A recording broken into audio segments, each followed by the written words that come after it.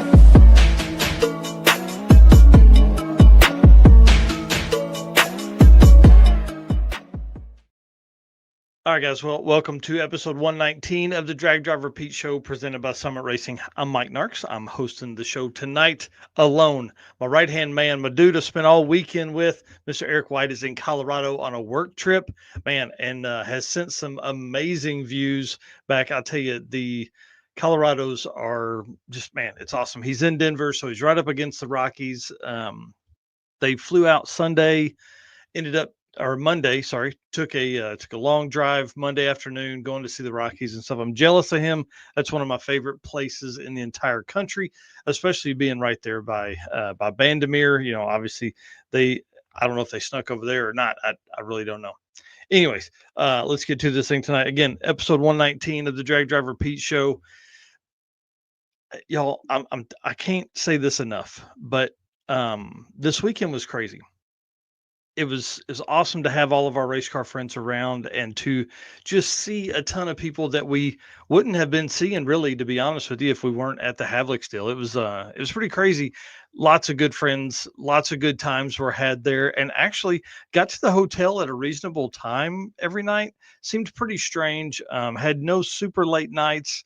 I guess I was up pretty late Friday night, but that was on my behalf. I was working on videos and all that kind of stuff. So again, thank you all for hanging out. Thank you all for being around. Thank you for the shares. Thank you for the comments. Thank you for the crazy outpouring of love we had this last weekend. Had one of the biggest weekends on YouTube we've ever had, and it was because you guys. I mean, tons of shares, tons of comments on the photos and stuff like that. I know we didn't put out a ton, but what we did put out was great. And Eric has been working his butt off trying to get more and more stuff out. So make sure you're following Eric White on Facebook as well, because that's where he's typically going to post all the super cool stuff. And of course, our sponsors. Without them, you know, we really couldn't do this. I mean, it wouldn't be possible for us to do as many events as we do as many shows, all that kind of stuff. So if you're doing some shopping, please hit these folks up. A lot of them have discount codes for us and all that kind of stuff. So Summit Racing, obviously title sponsor here of the show and the news and the circuit, which we have some updates on here in just a minute. Deech Works, Molly Motorsports, Driven Racing Oil, Howard's Cams, J-Wire Solutions, who's going to be on next week. And I get to talk about that here in a little bit. And our newest sponsor, AFCO Racing. Can't believe that they came on board. Gives us a great opportunity to understand more about suspension and stuff. Performer Built Transmissions, which I'm going to get to see in like a month at Hot Rod Drag Week. I can't wait. Car Change 3D, who I got to see when I went up to Heads Up Hustle. PowerTube TV, which has some exclusive stuff that's coming to them tomorrow for the fastest streetcar shootout that I feel like they're going to love, and all of their fans over there. So if you're not watching there, please do that. WAF Racing, we know we love Chris Wozniak and the team over there. Sweet Patina, best hand cleaning wipes in the market, hands down. TKO hand cleaning wipes, Sweet Patina, awesome. And then Racing Junk Classifieds, who built an entire segment of just drag and drive cars. Hope you understand that. That's a pretty big deal for them to add that at our request. And I mean, listen, let's be honest. Drag and drive's on up and up, keeps growing, all that kind of fun stuff. All right. Summit Racing is being our title sponsor. Their speed legacy began in 1968 as a one-man startup and is now the world's speed shop. With 4 facilities and 200 plus catalog editions, they feel your passion, save you money, deliver fast, and offer top-notch customer service for more than 1,500 brands. Make sure you download the Summit Racing mobile app for easy access to speed parts. Find them on Facebook, YouTube, TikTok, and Instagram. And you can find them on the On All Cylinders podcast for more discussions like this, but also for tons of really, really cool in-depth tech articles as well. From humble origins to the social media lane, Summit Racing stands by your need for speed. You can also shop like a normal person at summitracing.com or through the app. Well, let's jump in here and see what kind of comments we got popping off this evening here. So I'm going to be running double duty, so be patient with me. My plan will be to finish a segment and then come back and look at the comments. Oh, Miss Melissa Morrow of Morrow Photography says, perfect timing. Just got in the car to take a drive. Well, sorry, you're going to have to listen to me all night. No parking lot beers. We actually had a few, but it was not a late night, man. We were up in the room by like 11:30 or something like that. It was pretty easy. So got to get some parking lot beers while I'm at Streetcar Takeover this weekend. And then also in the coming weeks, going to be all over the country. So we'll talk about that on another episode here. My brother, Stephen Nark, saying, what's up? What's up? What's up? Haven't talked to him much the last couple of days, so I know he is super busy. He's trying to finish up a couple projects for some folks.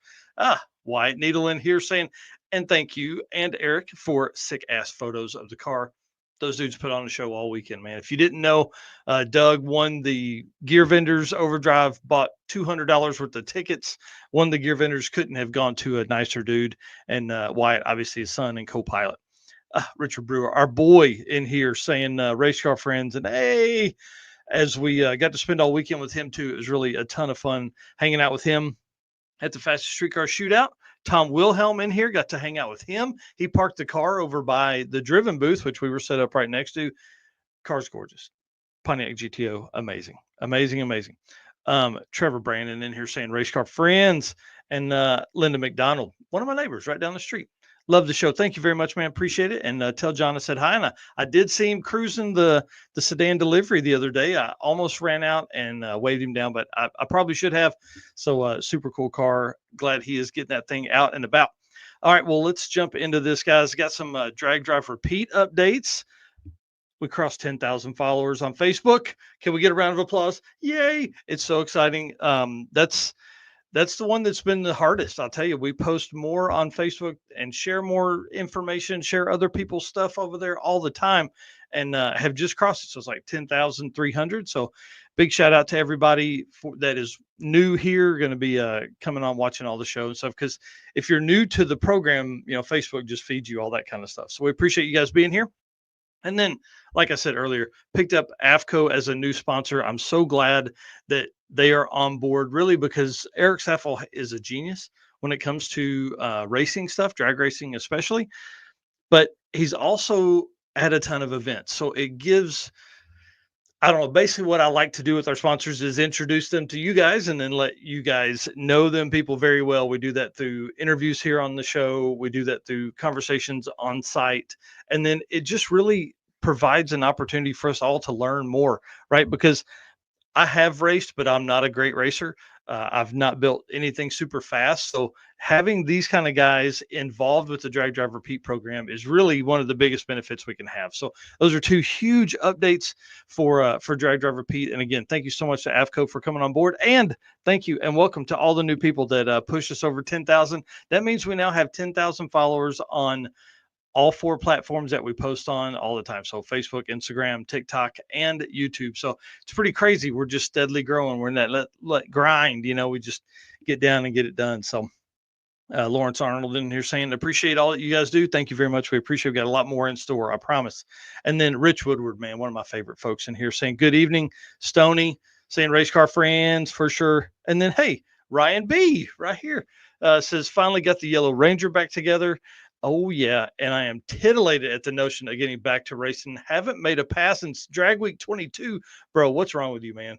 This is exciting. I can't remember Ryan's YouTube channel right now off the top of my head, but it is one of the channels that made me take the leap into doing my own LS swap and own wiring and all that kind of stuff in my old truck, which I've put 7,000 miles on that thing since I've done that. So big shout out to Ryan, and I'm sure he'll drop his YouTube channel here in just a second in the chat. Oh, Brian Havlik right here. You guys are killing it. No, sir, you are killing it, bro. It was awesome. What an event. I can't say enough about how much fun the fastest streetcar shootout tribute/reunion race was. Ryan also just wanted to watch you say titillated. That's funny. All right, back to work here. Okay, let's get to it, guys. The circuit updates. I don't know if y'all are ready for this, but we've been working hard behind the scenes on this, and I'm telling you, we're very, very close to announcing our dates. Very close to announcing the tracks. I have like it's like right here. So just in those final little bit of negotiation and making sure all the stuff goes like it should and all the I's are dotted and T's are crossed. So we should be able to announce that very, very soon, hopefully in the next day or so. I know I've said that 3 or 4 times, but that's how close we've been for like 2 weeks. The other thing is, are you ready for this? Baker Engineering. Are you hearing me? Baker Engineering has put up $1,000 bounty for the quickest quarter-mile car and the quickest eighth-mile car to take Jim Parkinson out or take Jim Parkinson off the shirt for 2026, or I guess it'd be 2027, whatever. And Brian Acton, who's been on there 3 times. Jim's been on 2 shirts. They said it's time. It's time for somebody new. We need some new people on the shirts. So it's going to be pretty interesting. This will be the Circuit 2026 shirt will be Brian Acton's 3rd time on it. So we're going to have to get creative. We are definitely hoping to, I don't know how to word this, take a different direction with the circuit. So different route stops and things like that is all I'm going to say. So we will get creative there, but Brian's car and Jim Parkinson's car will both be on the shirt for 2026, just like they were for 2025. And Brian's car, obviously, on the shirt for 2024. So 3 years for Brian Acton to be on the shirt. Baker Engineering said, hey, bro, it's time to go, or it's time to take home $1,000. So going to be there already. Aaron Walker said, let's do that again. Warren Hurt said, great to meet you at Heads Up Hustle. Love what you're doing, man. Thank you so much. I appreciate you guys being so open and being, cool with us, hanging out and following you all week. It was really fun. That car, 600 cubic inches and twin turbos, crazy. Yeah. Melissa Morrow already talking about Circuit 2026. She freaking out. I'm freaking out. It's crazy. And Jonathan Stonecipher says, I want to go to the circuit. And the last bit of just, I'm going to say, I just want to drop this in your brain. We're working on some other things for 2026 as well that are not just the circuit. That's all I'm going to say, but it's going to be a ton of fun, and hopefully we'll bring in a lot more people into the Drag and Drive community. So I can't wait. All right. So we got our notes. We've talked to people. Let's talk about Driven Racing Oil updates. I see Bryant Goldstone is backstage. So right after this, we're going to bring him and Brian Robbins on. I'm so excited. Wyatt here said, man, we tried to put on a show, especially for you guys and the Havlik boys. Yes, we appreciate that. You certainly did that for sure, especially on the drive that day. Huge burnout that night. It was awesome. All right. So Driven Racing Oil event updates. Let's get into these because there's some fun stuff coming up. Driven Racing Oil is the performance engine oil that can do it all. GP1 is the ultimate oil for any race or performance application, whether launching hard at the drag strip, enduring the extreme heat of off-road and circle track, or pushing limits in top fuel drag boats and demo derbies. Winning racers choose GP1. Where am I? Compatible with engines from classic hot rods to cutting edge race machines, GP1's unique surface cleaning and high zinc formulation ensures superior wear protection, particularly for flat tappet camshafts, while solving issues like cylinder washout with methanol and ethanol fuels. Crafted from the legendary Bradford, Pennsylvania base oil and then enhanced with state of the art additive packages, GP1 offers best in protection and performance. And you guys know you can find Driven Racing Oil at drivenracingoil.com or just search for Driven Racing Oil on your favorite social media app as well. But you can also find them at a ton of events. They just got back from a ton of events over the last few weeks here. Actually, last week they were at Michigan Miles, they were at Fastest Streetcar Shootout, and at a huge Corvette show, plus 2 other events out in the West. Pretty wild. So make sure you're using code DDR10 to get a 10% discount on your entire order when you order from Driven Racing Oil. I know it's not really an event, but this is really the only spot I could put this in, and it makes sense because we have guests on the rest of the night. Mike Finnegan was on Oil and Whiskey podcast. I don't know if you guys listen to this. You got to. It's a great podcast. It's full of like car builders and all that kind of stuff. Oil and Whiskey podcast is run by the guys that own Roadster Shop Chassis. These dudes should be podcasting. I know they're great at building chassis, but these dudes are awesome podcasters as well. Mike Finnegan does a killer job. This was an early spot I grabbed a screenshot from. I've basically listened to the whole thing. I'm going to write a recap article. There's a ton of great information in there and just great content and stories from Mike. So really highly recommend that event or that podcast to everybody. They're generally an hour or two, and that's really what I bombed home with from Fastest Streetcar Shootout was Oil and Whiskey podcast. I listened to like 3 or 4 of them. But y'all, this weekend is crazy. Lots of stuff going on from here through September. So this weekend we have Cruise and Lose 2025. We have Dragway Rush, which is new for 2025. Cruise and Lose, this is their 3rd year. And then we have I-57 Drag and Drive, which is it right there in the middle. You guys can see that on the photo that you're looking at here. First year for that one too. I'm excited about these. Again, I say it all the time. Regional events are the gateway drug into Drag and Drive. And these promoters are promoting the event as much as they possibly can. Zach and the team for Cruise and Lose are doing a great job, and they've hosted events in the past, and it's going to be awesome to see that thing go down. I can't wait, and it's definitely on my list for 2026 for sure. Dragway Rush looks like it's going to be a great time, and in a part of the country of Canada that hasn't had an event before, so that's exciting. Again, regional events bring new people in. That's what they're meant to do, in my opinion. I-57 Drag and Drive, again, another new one that hasn't really had much action. Another part of the country that hasn't had much action this year. So it's going to be awesome to see if they can bring some new folks and new life into the Drag and Drive community as well. And then the next weekend, actually 2 weeks after this, we have a weekend off. The last weekend of August will be no events. That'll seem really weird that there's not an event. But then we double up with Drop the Hammer and Rocky Mountain Race Weekend. I've said this before several times. It's exciting to see a national level event promoter like Matt Frost come into the regional Drag and Drive experience. One, because I think those guys know how to handle all kinds of crazy stuff, which is a huge win for folks that are new coming in. So you have experience, you have all of that brings that into the event. So I saw Trevor Brandon make comments earlier. Just thought it was funny. I grabbed his car by just random chance to put in here. So to promote for the Rocky Mountain Race Weekend, which is September 5th through 7th, same time on the other coast or on the East Coast, we're going to have the North Carolina edition of Drop the Hammer. Carl Stansel and Casey Banner putting this event on. This is a big deal. So Casey came to Drop the Hammer in Michigan and was like, man, let's get together. Let's work on something. Let's go out here and do this one in North Carolina. And so they're doing it. It's going to be awesome. Trevor Brandon here saying he can't wait. And then Melissa Morrow said, I keep saying you should do 2 a year. Oh, 2. That'd be awesome. So yeah, this event here is going to be great. David White, Eric Stadden here saying, hey man, what's up? Great to see you. Great to talk to you again. Got to say hi to him on the phone the other day while we were headed to the hotel. And then Outlaw Armageddon 10, the 10th anniversary, is also hosting a Drag and Drive. So it's their first time to do that within Outlaw Armageddon. No prep, drag and drive, 3 days. Uh, and Felicia and Aaron Smith are running this thing. It's going to be freaking cool, man. I'm telling you, this, I don't know of a bigger light that we could shine on a drag and drive community than Outlaw Armageddon, especially the 10th anniversary, especially the first time at Tulsa Raceway Park. Been working my butt off trying to promote that as much as I can. And it's only going to get turned up even more over the next 2 weeks. So Outlaw Armageddon, you guys know, is an absolutely insane event.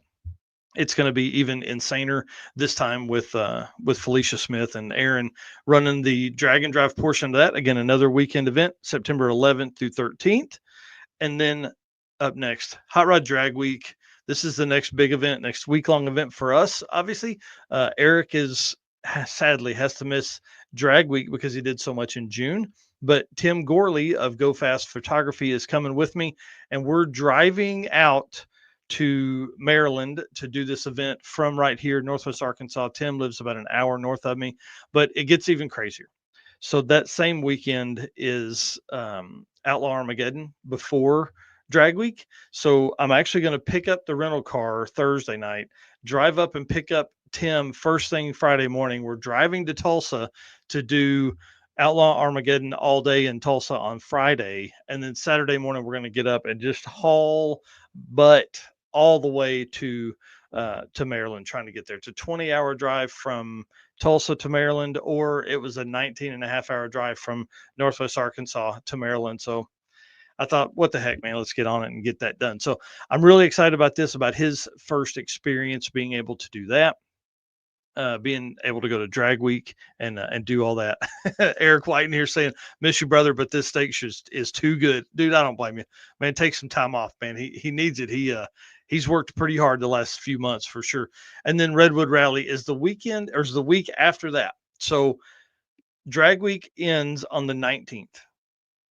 On the 22nd, all the way across the country, like completely across the country, Redwood Rally starts at Medford, Oregon. So your boy, Jesse Fox, is going to drive from Drag Week all the way to Redwood Rally in 3 days in Benny the Volvo. So let's support Jesse Fox, 3G Video. Please go over and follow him for that experience. That's going to be absolutely crazy. 3 days, just absolute bombing. I think it's like 2,600 miles or 2,480 miles or something like that. I'm sure Jesse will chime in here in a little bit, but yeah, pretty crazy to make that trip all the way across the country. I can't wait to hear the stories and everything that comes from that as well. So that gives us 50 events, 50 drag and drive events across the world in 2025. One of the craziest years, obviously the craziest, the most events hosted ever in the history of drag and drive, and not just people putting names on it. I mean, this is like real deal drag and drives, not like what a true street would be, but man, it's just wild to think that 50 events. When I say this all the time, but when I started in 2022, there were 11. That's literally 3 years ago, and we're now at 50 events. So everybody says it's saturation. Everybody says there's too many events, but there are probably too many events whenever we're all in the same promotion pool. We're all trying to get the same folks. So that's why these events are great, because you got to go get new folks. You got to go find these new people and bring them in. All right. Brian Robbins, I see him backstage. Are you about ready, sir? Give me a thumbs up if you are, maybe. Yep, perfect. All right, he's giving me a thumbs up. And then Bryant, I see he just jumped in real quick. Okay. All right, let me get in and read this, do this ad read real quick, and then we'll jump in. J-Wire Solutions is your expert car and marine wiring solutions. Wiring solution you can trust. J-Wire Solutions can wire and plumb your hot rod, race car, drag and drive car, boat, sand drag, whatever if it has a motor and brush hog, he's doing everything. Snow blowers, all kinds of stuff. And they offer products to make your driving experience better, like the blinker module that is a must for all drag and drive cars. This module allows your rear turn signals to work like a stock car does whenever you hit the brakes. This is actually not the photo of that. This is the relay panel that he sells as well. Anyways, rear turn signals to function while the brake pedal is applied, just like your stock car. And I want to do one thing before I bring those two dudes in. Thunder Valley, we talked about it a couple weeks ago. It is opening back up. August 30th is their first event back. It is a no prep backside event. You guys talked a bunch of shit. Go out, help. Mark Sorensen is the manager right now, and he is looking for volunteers to come out and mow and weed eat. So if they have not, that track's been closed for a month now. So if they haven't mowed or weed eated in that amount of time, it's going to need it. And if they're hosting the race next weekend, guys, they need the help to make this track look as good as possible. So he's opening Thunder Valley up at 8 a.m. for a mowing and weed whacking party is what he calls here. Says, I'll have breakfast for you. So for all the folks that want tracks to survive, this is a great way for them to survive, is by volunteering on your way out there. All right, let me get this set up, and we'll bring these two dudes in. All right, Goldstone and Bryant, Robbins, how are you guys? Doing good, man. How are you, Mike? I'm pumped, man. This is going to be awesome. Doing good here. Yeah, perfect. So here we go. Everybody knows who you guys are, and if they don't, they've lived under a rock for like 2 years. Because I feel like if we went back and looked at percentage of cars we talked about, it's probably been you two dudes. The stuff you've driven, all the fun you've had, the events you've won, the world champion stuff, all the craziness that goes on. So in this newest event, we're going to kind of talk about fastest streetcar shootout tonight, because we've talked about, I think, everything else. So if everybody wants to know these guys, go back and watch other episodes. But let's take a second. I want you to introduce yourselves and just tell everybody who you are and what you do, just to get us started. Bryant Goldstone, got the Javelin, Corvette to come, hopefully soon. And Chevelle over your shoulder and Corvette up there, broke down. My 666 Corvette sitting there waiting to do something. Just no time. Because you're out racing the Javelin. Yeah, beating that thing up too much. So yeah, gotta give it a rest, I think. But although I pulled the engine out of it last night, and that went to Norm today to get freshened for the backup plan for drag week, and the car leaves tomorrow to go to Joe's. So Oh my goodness. Get some more chassis stuff done. That's awesome. Brian? Brian Robbins, been involved with drag racing forever, and build some engine stuff and do a bunch of tuning, and got involved with Bryant quite a few years ago, and we've been running Javelin around the country ever since. Yeah, been a force to be reckoned with. At my house ever since. I'm just kidding. It's funny. I was actually cleaning the spot off to put my computer till I got the table set back up, and I still have this magazine out here in the shop that's got Brian's car up there. 1960. Yep. Nice. That was from a few years ago. Yeah. I don't want to say when, but it was definitely a few years ago. Yeah, that's awesome. Well, y'all had an incredible weekend. That one right there, dude. That's awesome. Brian, put that off over there. You had an incredible weekend. Brian Havlik in here saying there's some bad dudes right there, and you are. I mean, the fastest streetcar shootout was freaking awesome, man. It was cool to see you guys. I want to talk first about having both cars on site, because when you unloaded both cars, I was like, oh crap, here we go. So what was that like, having two there to mess with? The plan there was, as Brian alluded to, most people don't know, we're about almost an hour apart from each other, so it makes it difficult just to run down there and try to sort some of it out. And I knew there'd be time this weekend, so talked him into bringing it so we could spend some time fixing a couple of issues we had in order to get the thing ready to start driving and racing and try to have it ready for drag week. So that was the plan. Was it weird being in one spot all weekend? Yeah, that was so nice, except for the one spot we were in was so damn hot. That was like that equaled last year's Rocky Mountain miserableness. Oh, it was like we were in the car the whole time while we were at the racetrack. Racetrack emulated the riding in there for 10 hours. Right. It was pretty brutal. If that wasn't hot enough, we had to go for a 50 or 60 mile drive in the thing. So that just helped put it over the top. Oh yeah.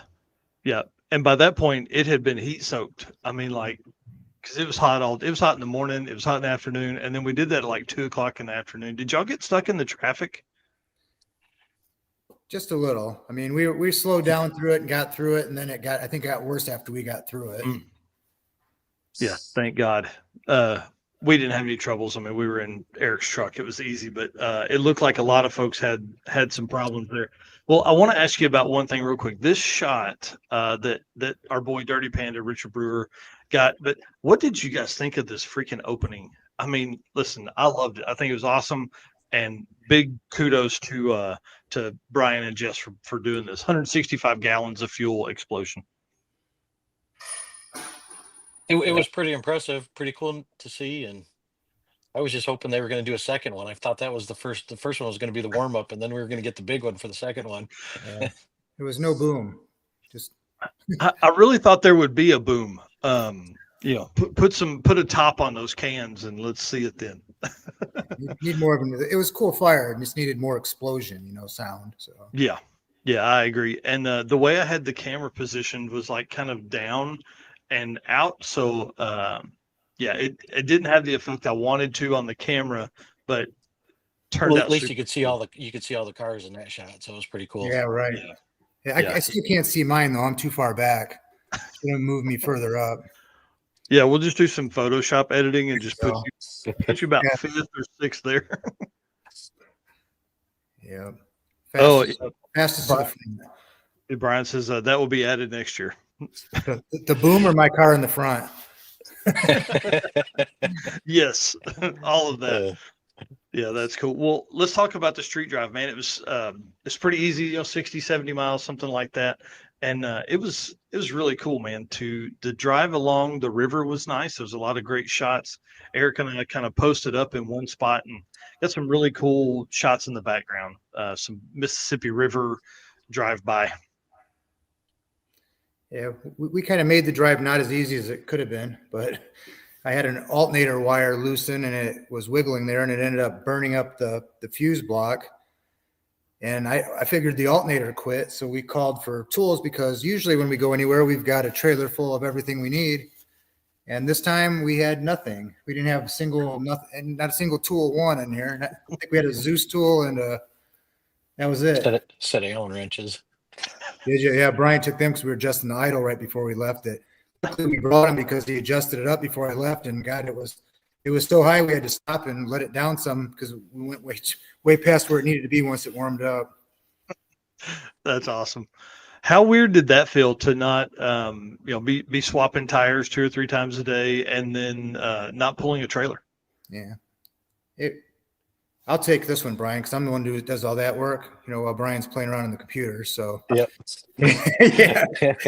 So yeah, it was really nice not changing tires. We changed them from the slicks. I drove it on the Mickey Thompson slicks because they don't work as good on my cars, the Hoosiers. So I had them on for the weekend before I did a dyno shootout, and I didn't want to ruin my good Hoosiers. So I just left them on there for the drive, and then just switched them back over when we got back. But that was pretty much all we had to do. And I still got the fuse. I just ended up taking the one wire. It was kind of like putting tinfoil, and I just moved the one to the other side and said, let's see what happens. So luckily, Tom Wilhelm had loaned us a jumper box, and we had just enough juice in it to fire up the fuel pump and start the car up so we could make it back. It was pretty brutal sitting on the side of the road when it was that high. Oh, yeah, I can't imagine. Because at least at the track you can get in the shade. There's a spot you can get.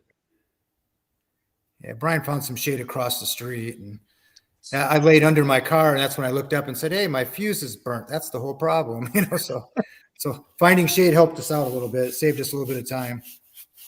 That's awesome. Well, talk to us about the runs. How did the car do all weekend?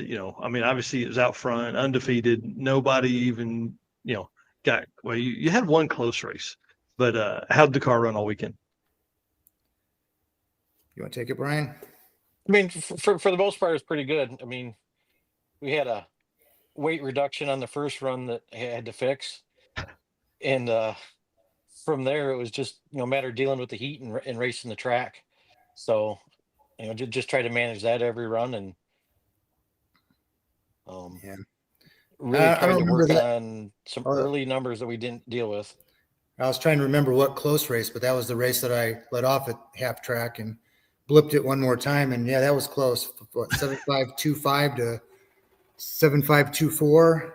Yeah. I had him by, Yeah. I think, 40 on the light or something, but that was close. I didn't know if I won or not. I was pissed, man. I was like, I better not have lost this damn thing over the, I mean, but I couldn't, every time I hit the throttle, it went sideways. So, and I was too close to the center. So that was amazing that we pulled that one off for sure.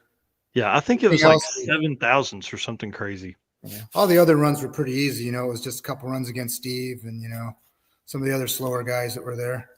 No, I'm just kidding, man. I invited Steve on, so hopefully he's watching. Do you see him on there? Yeah. Hang on. Wait. Yep. No, I'm kidding. Yeah. That'd be awesome. He's too big to watch your YouTube channel, I'm sure. He seems like he knows who we are. That's at least a win in my book. Yeah.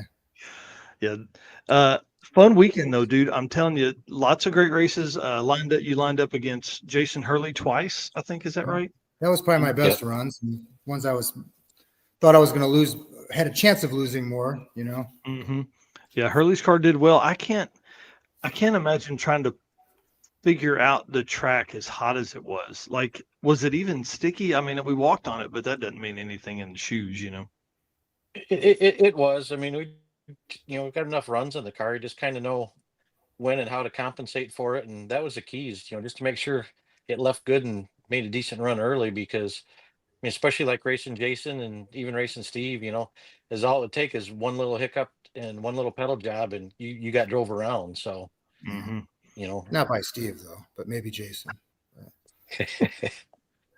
No, actually I was so nervous when I raced Steve because I talk so much shit all day.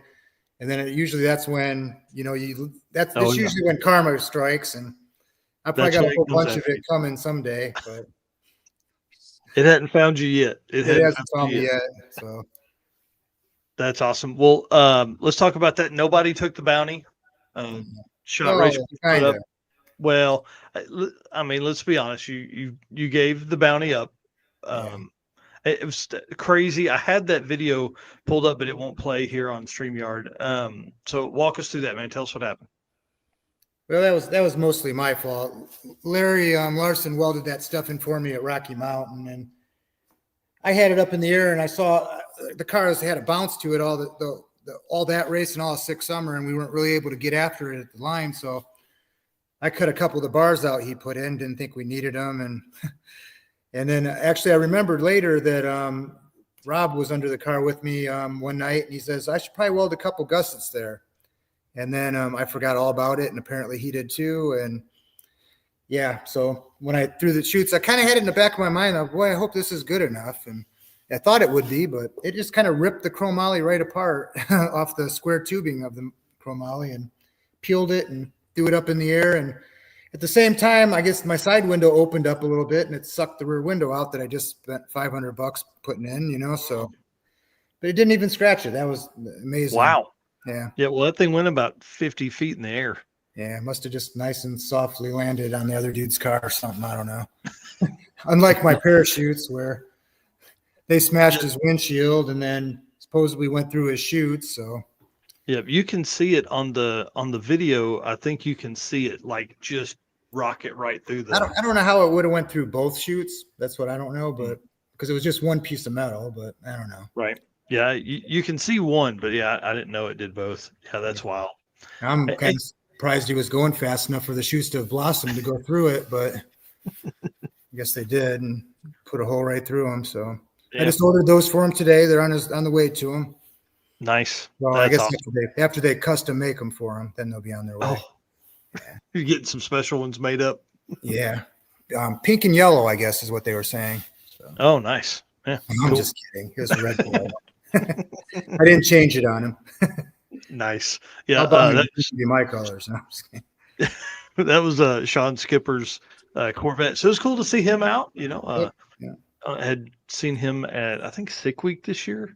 Had not seen that car before. So it's pretty cool him being out and about and doing all that fun stuff. Clark Rosen sang it was good to hang out with him. Obviously, Kyle Morris out there in his his car just kicking ass. Small block Ford powered, going 790s. That was pretty awesome.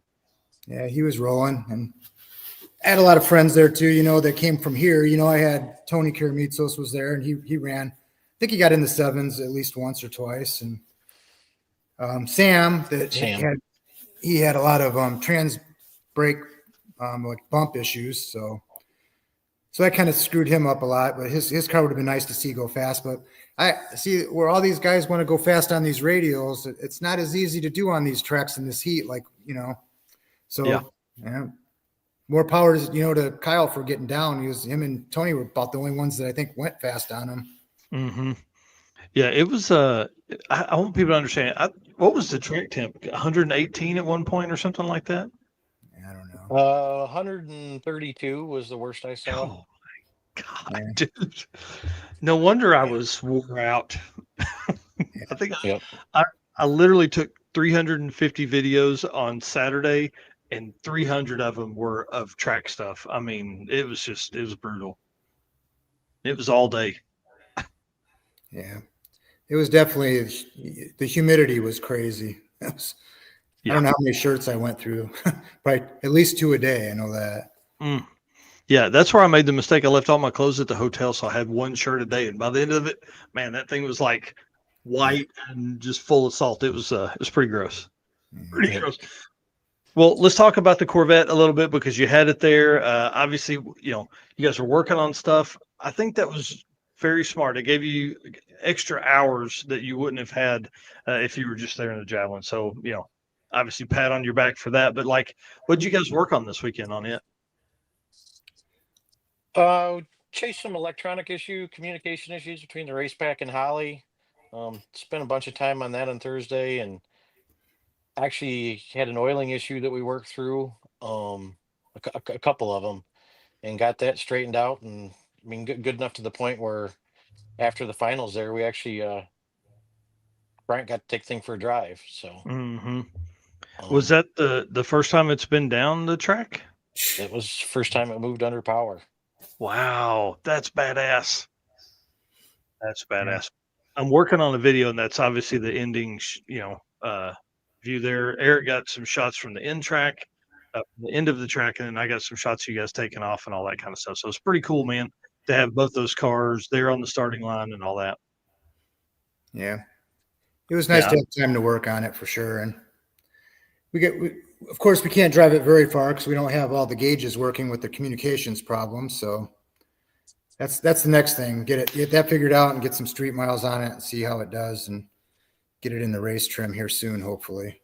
Yeah. How hard was it to not just make sure you're out in front of Brian? Believe me, man, I was trying to slow down so he'd keep up with me. I don't know what he was doing over there. I was trying to keep from turning it into a race because I was pretty sure it was going to turn into a race before it was done. Yeah, not with you guys, not at all. I can't imagine that at all. Pretty sure I wouldn't have liked the outcome of that race. So,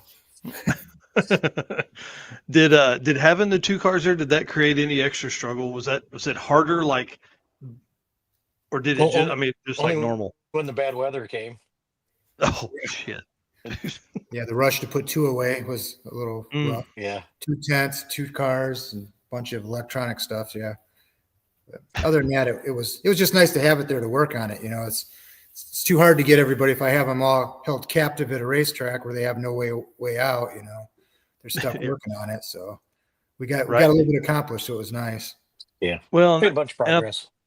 Yeah, and it's cool to take that few minutes there and be able to spend those hours on it and not have 19 other things to do other than get the Javelin ready to race 9 rounds or whatever. However many rounds you guys went. It was a bunch. I don't remember how many runs we did make. I was trying to figure that today, and I only think I made about 4 under all the way power to the end, though. 4 or 5 at the most. Seemed like I was off at the end because I was either single, because there was a couple buys and a couple broken buys, and yeah, it was a good race, man. I like the event. I like going to the Havlik stuff. Mm-hmm. Bunch of really neat cars there. Yeah, they're Well, obviously. and that was my next topic. There's like, what are some of y'all's cars that you saw there? I mean, Brian, you've been doing this a long time, like, and Bryant too. But like, did y'all do any of the early NMCA fastest street car stuff? Oh yeah, we raced a bunch of that back in the day. So I mean, it was cool to see Annette's cars and the cars and Monty's car and all the rest of them that came Yeah, out of the woodwork that you haven't seen in years. yeah. Mm-hmm. I remember watching the cars at Martin all the time at Super Chevy. They were like a yearly thing. They were there, and those were kind of before my car was fast at the time. I kind of looked up to those and always wanted that. And then I ended up going to another. I was racing the Javelin back when it was white with purple stripes on it, and I raced it at Norwalk, and they had Jeff. Jeff. I can't remember his last name now. Drawing a blank. And a last name, a guy named Banks, and they were racing, and I think it was the first year I saw the American Muscle Car Series was out. And that's when I started doing that the next year with the Javelin, and slowly progressed and went a little faster. It's never fast as Brian and them were with the blown Chevy too, but I think the fastest was in the 780s or so with the Javelin, and then I ended up getting the Monte Carlo the next year, and it went 690s, and it was always a few tenths off the fastest cars. That's badass. Brian was always right there, though. Their car was one of the fastest. It's either their car or one of the ones they built. So that Kimmin car was always fast too. Yep. Yeah, I think that's cool. Like, obviously, I grew up north of Memphis, so that kind of stuff early then was good. But I mean, I was young, 11, 12, 13 years old. So like, I saw it, but it was really just in magazines and all that kind of stuff. We never made the trip down during the event or anything like that. We should have, though. I see my mom's in here making comments. Should have talked her into taking me down there. That would have probably changed the trajectory a little bit. Got you where you are sooner, probably. Yeah, right. Yeah, just completely ruined me. Well, I'll tell you, there was a lot of really cool cars there. Tom McGilton's car. It's always great to see that car out and about. And then a lot of the Pro Street stuff. Man, there was some really really nice cars in the Pro Street deal. Mm-hmm. Yeah. Wish those guys had been over. I saw those guys make a couple passes during the test and tune stuff. Well, let's talk about what's next. What's coming up? What do you guys got in mind? Hopefully some testing and then drag week.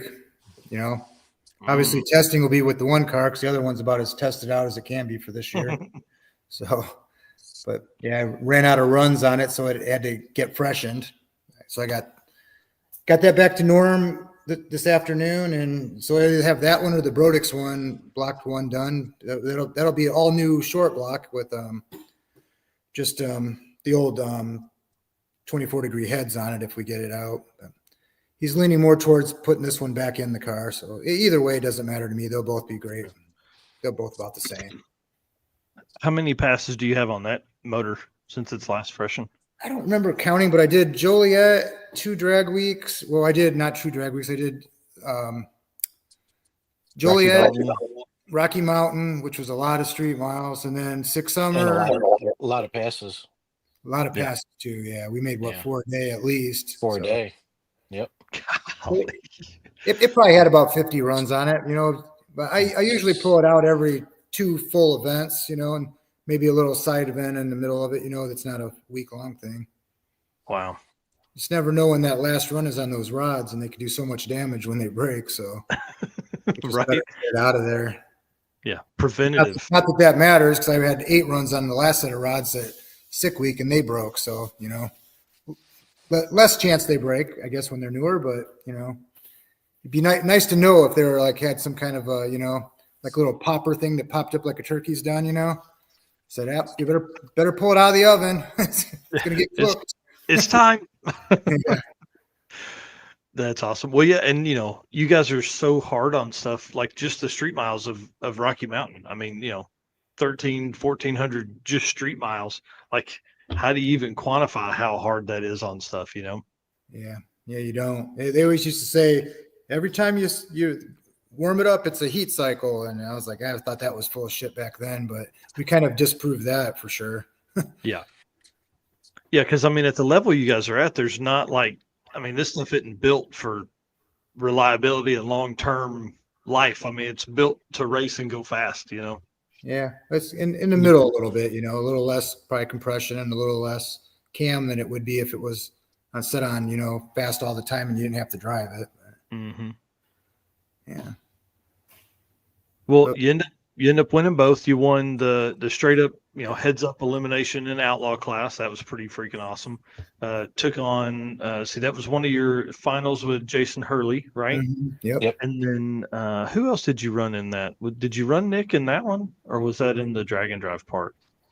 Nick was in the first one, the outlaw one, I believe. Yeah. Yeah. That was on Saturday night when I was. Yeah, I think that was the last run before we came back to the next day. I believe that last night run on Saturday. Yeah, so had all night to think about it. What was your thought on that format? Setting up to run eliminations on Sunday morning. I'll let you disappoint them. Go ahead, Brian. I don't know. At that point, I just assumed we'd been done with it. Done with it all on Saturday. Yeah. I mean, we all went there thinking we were driving home Saturday night because we had stuff to do on Sunday, but I didn't. Nobody realized that we were racing on Sunday too. Yeah. So we didn't read the whole thing. We just kind of assumed it was like last year with an extra day. Yeah, just in case they needed it or something. Yeah. Kind of like Rocky Mountain when we decided to run both races and then found out afterwards we had to make 2 passes in each. Yeah. Well, sleeping's optional on drag and drive, so it doesn't matter. Yeah, you didn't need it at that point. Yeah, I thought the format was pretty interesting, but I'll tell you, by about 8:30 on Saturday, I was real close to being done. I was like, man, can we just do all this tomorrow? If we're going to race tomorrow, can we move the semis to tomorrow too, please? Because Saturday was tough. Yeah, so the heat made it pretty tough. Yeah, I don't think you made it any better on Sunday. I mean, I was more spent, I think, at the end of the day Sunday than I was on Saturday. Yeah, loading that stuff back up in the trailer, which we had to do on Saturday also. But it was miserable, man. If it wouldn't have been for them having showers at the track that we could take one before we left, it would have been a long ride home. Yeah. Yeah, I didn't shower before I left, and I drove 9 hours straight. And I'm gonna tell you, it took me all day Monday to get over it. I was like, golly, this was bad. Yeah, for sure. So drag week next. I'm pumped. I'm fingers crossed the Corvette's there, but if not, I mean, dang, let's be honest, the Javelin's pretty damn cool. Yeah, I'm pretty sure no matter what, the Javelin will for sure be in the trailer. Whether the Corvette is, that's optional, I guess, to see. But the other car is just too untested to know that if we went all the way there and anything at all happened, knowing you could pull the Javelin out and you don't have to test it or nothing, just line it up on Monday and run, Yep. Well, and you've made the saying a couple times that, like, when that car comes out, it needs to be ready. Like 100%. And, we've got 24 days before drag week. I mean, that's a pretty tight run. If we get down the track and run it faster than the Javelin's been, then I'll be comfortable in taking it. But other than that, I don't know. And it should go that fast pretty easy. Yeah. Just, I don't know. Brian's done a lot of stuff to help with the longevity of this thing. So we're hoping, that the changes we made are better, improvements, which I'm sure they've got to be. I don't see how they could be any worse. Yeah, just a lot of new things and a lot of new variables that haven't been fully tested yet. Yeah, we don't even know how if it goes down the road and it needs any other ducting or cooling or anything, Yeah, and the opportunity to build, I mean, it's not a car from scratch, but to know what you've done in as much time as you spent in the Javelin, what are some of the big changes you made to that car compared to stuff you don't necessarily have on the Javelin, or you did differently from what you did on the Javelin? I think a lot of it's pretty much I think the Javelin's been kind of like if something gets changed every year to make something more comfortable or better. So I can't think of anything we got in the Corvette that we don't have on that except. I mean, like the Corvette, the back window comes out, so hopefully it helps some airflow through the car to keep us cool. It's got air jacks on it, so we're lugging around the Pro Jacks. You know, There. few trade-offs. You know, we got to swap fuel cell from race mode to street mode, and like this one, the fuel cell, the street cell is up front, so you have to take the front end off in order to fuel it. Where with the Javelin we didn't. So trade-offs between both of them. Yeah. Um, We got a just little think there's airbag for the trailer pulling too. That should help it out, which that's going to Joe's to get that too. I want the airbag on the back of it so it'll support some of the weight. Yeah. Go That's ahead. awesome. Sorry to cut you off. No, that's it. I mean, but believe it or not, I mean, as small as it is, I think there's actually a little more room inside. It does You know, feel a little bit so, more roomy in there. Yeah, I don't know how either. Plus, we got all these fancy cameras all over the thing, so you can see what's going on behind you and on each side. So yeah, it's going to be a lot better than just guessing, you know. Hope nobody's there. yeah. We're coming. Yeah, that's pretty cool. I'm really excited about just the wiring side of that stuff, right? It really intrigues me because I was talking to my brother today. I'm like, dude, they got like it's like a factory GM setup. He hits the blinker and the camera shows him the right side of the car, left side of the car, the back of it, that'll really change a lot of it. Plus you're not having to worry, that car is low and wide. So you throw a, 6 or 8 inch mirror out on the side of that thing so you can see it would be pretty wide. Yeah. I don't want to give him much credit for it because I had to call and tell him how to wire it, but Devin did a pretty good job of wiring it. Yeah. Yeah. He's an okay dude. He's an okay wiring guy. Yeah. Seems to do all right, Yeah. Little he's guy. becoming a YouTuber, Right. As good as you can be. I mean, if you actually watch his channels, you might learn something.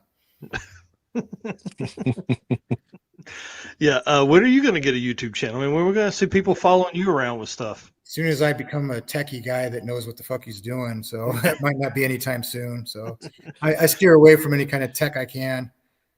Well, as long as you just keep cruising that thing fast, man, I'm in on whatever you're doing. I promise. As long as I got somebody to go with me like Brian, then we'll go. Cause between him and Bryant helping me they just changed the whole program, putting somebody smart in the passenger seat that can do the computer stuff, I can just hold on and go fast. That's not a big deal. That's awesome. That's awesome. Well, Brian, am I going to see you at US 131? You going to be at Martin? When is that? September 5th and 6th, the Funny Car Nationals. Maybe testing.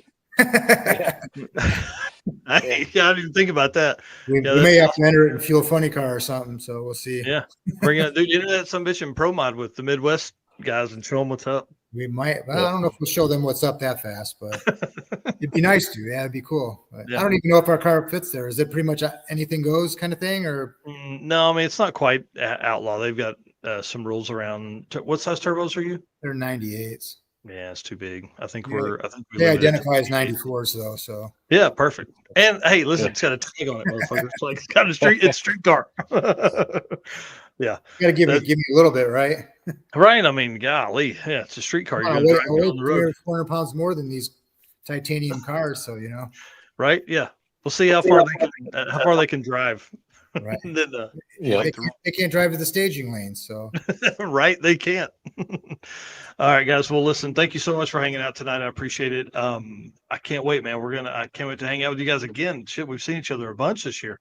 Rocky Mountain, Sick Week, Rocky Mountain, this race. We'll see each other at Drag Week. It's gonna be cool. Yep. Sounds good. Yep. All right, guys. See you soon. Hey, thanks, Mike. See ya. Thanks for everything you do. Hey, man. Yeah. Appreciate you guys for being so open and let me put that camera in your face all the time. Anytime. All right. See you guys. Thanks. Yeah, bye. Man, those guys are awesome. I'm telling you, and nice dudes, and really to put up with me like they do is pretty awesome.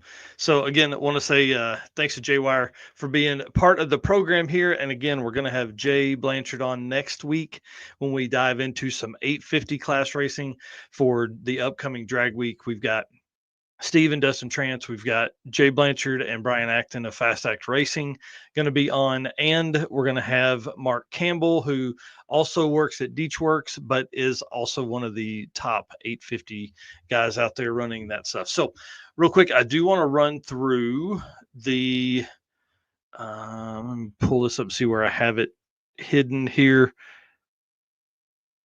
The racers, I want to talk about the recap for the racers of Fastest Streetcar Shootout and who won and all that kind of stuff. So, Molly Motorsports racers and high performance enthusiasts, ready to start your next engine build? If so, there's no better time than now to check out Molly Motorsports all-in-one power pack piston kits. With over 1,200 applications, these kits come complete with pistons, rings, wrist pins, and clips to design, all designed to work together. Molly Motorsports power pack piston kits take out all the guesswork. No more trying to determine if a piston will need this ring to work with a certain cylinder size. Molly Motorsport did all the engineering so you can get to the part that matters, building a power plant that leads to victory lane. Visit mollymotorsport.com for more details. And for everyone listening to this, not watching, Molly is spelled Mahle. All right, let me jump in here and pull up some of these photos real quick. We'll run through these racers. Of course, the winners of the Fastest Streetcar Shootout classes at the Havlik's Fastest Streetcar Tribute Reunion Race. True Street winner, Mr. Matt McReynolds. This car is awesome. I love this. He races 2 black El Caminos. He won with this one here in True Street. Super cool class. Car went down just about every time. This dude is a genius at that stuff. Super Street winner, Mr. Kyle Morris, in the on the right side of the screen there in the New Edge Mustang. That car, small block Ford powered. I know there's a lot of guys that can't believe small block Fords go that fast, but they did. He ran 787 or 792. I can't remember what his quickest pass was, but in competition, he went 799 for the for the drive that, or the Super Street class win. And Steve jumped, like Steve Morris's dad jumped up and down. I was like, yes, that's awesome. It was pretty cool to see that car go that fast. And then winner of the Outlaw 10-5, Mr. Will Fair, in one of my favorite like tri-5s that was there, and there were several of them that was there. This car here, super cool car, and goes very, very fast in Outlaw 10-5. Rob Seaton takes home the win in Pro Street. Nostalgia Pro Street. Rob Seaton wins that class. And then our boy, one of our other favorite folks in the world, Mr. Glenn Hunter Jr., takes the win in Pro Street. This car was on rails all weekend, just absolutely did work. Again, another car is undefeated the whole time. And then Joe Barry, man, I love this car. I love that family. Joe Barry for president, as Adam Dory says all the time. In Nostalgia Outlaw, taking that class win home and showed a real, a lot of sportsmanship. There was a green Chevelle that was once owned by Richie Wyman that was there, that was also racing in Nostalgia Outlaw. And that car did I'm telling you, 350-foot burnout, at least, maybe 400. It was gigantically long, just huge. Car ended up stopping about 660 feet out, and he backed all the way up. Well, when he backed up, something went wrong. Joe Barry shut his car off and gave him time to try and get it started. They couldn't get it going again, but they ended up finally just bowing out, and Joe made a pass down the track to move on to the finals the next morning. So Nostalgia Outlaw winner, Mr. Joe Barry. And then, of course, Bryant Goldstone, Brian Robbins win the overall Outlaw class with Jason Hurley, one of our good friends, going to the finals with them. Crazy event, man. I mean, just to think that Bryant went completely undefeated in every elimination race that he had was pretty badass. And the race with Nick Cryer, literally by like 7 thousandths was the difference there. And it shouldn't have been that close at all, but that's the way it goes in racing. That's why everybody loves it. And then to do the drag and drive shootout, which is kind of like a secondary part here, but you know, Brian and Jess are such huge drag and drive fans and racers that obviously they had to put this in. So you did the drive, come back. The Mag sponsored the Big Tire Shootout. The Big Tire part of the drag and drive shootout, $5,000 to win. Mr. Bryant Goldstone and Brian Robbins took that money home. So that's $8,000 they put in their pocket this weekend.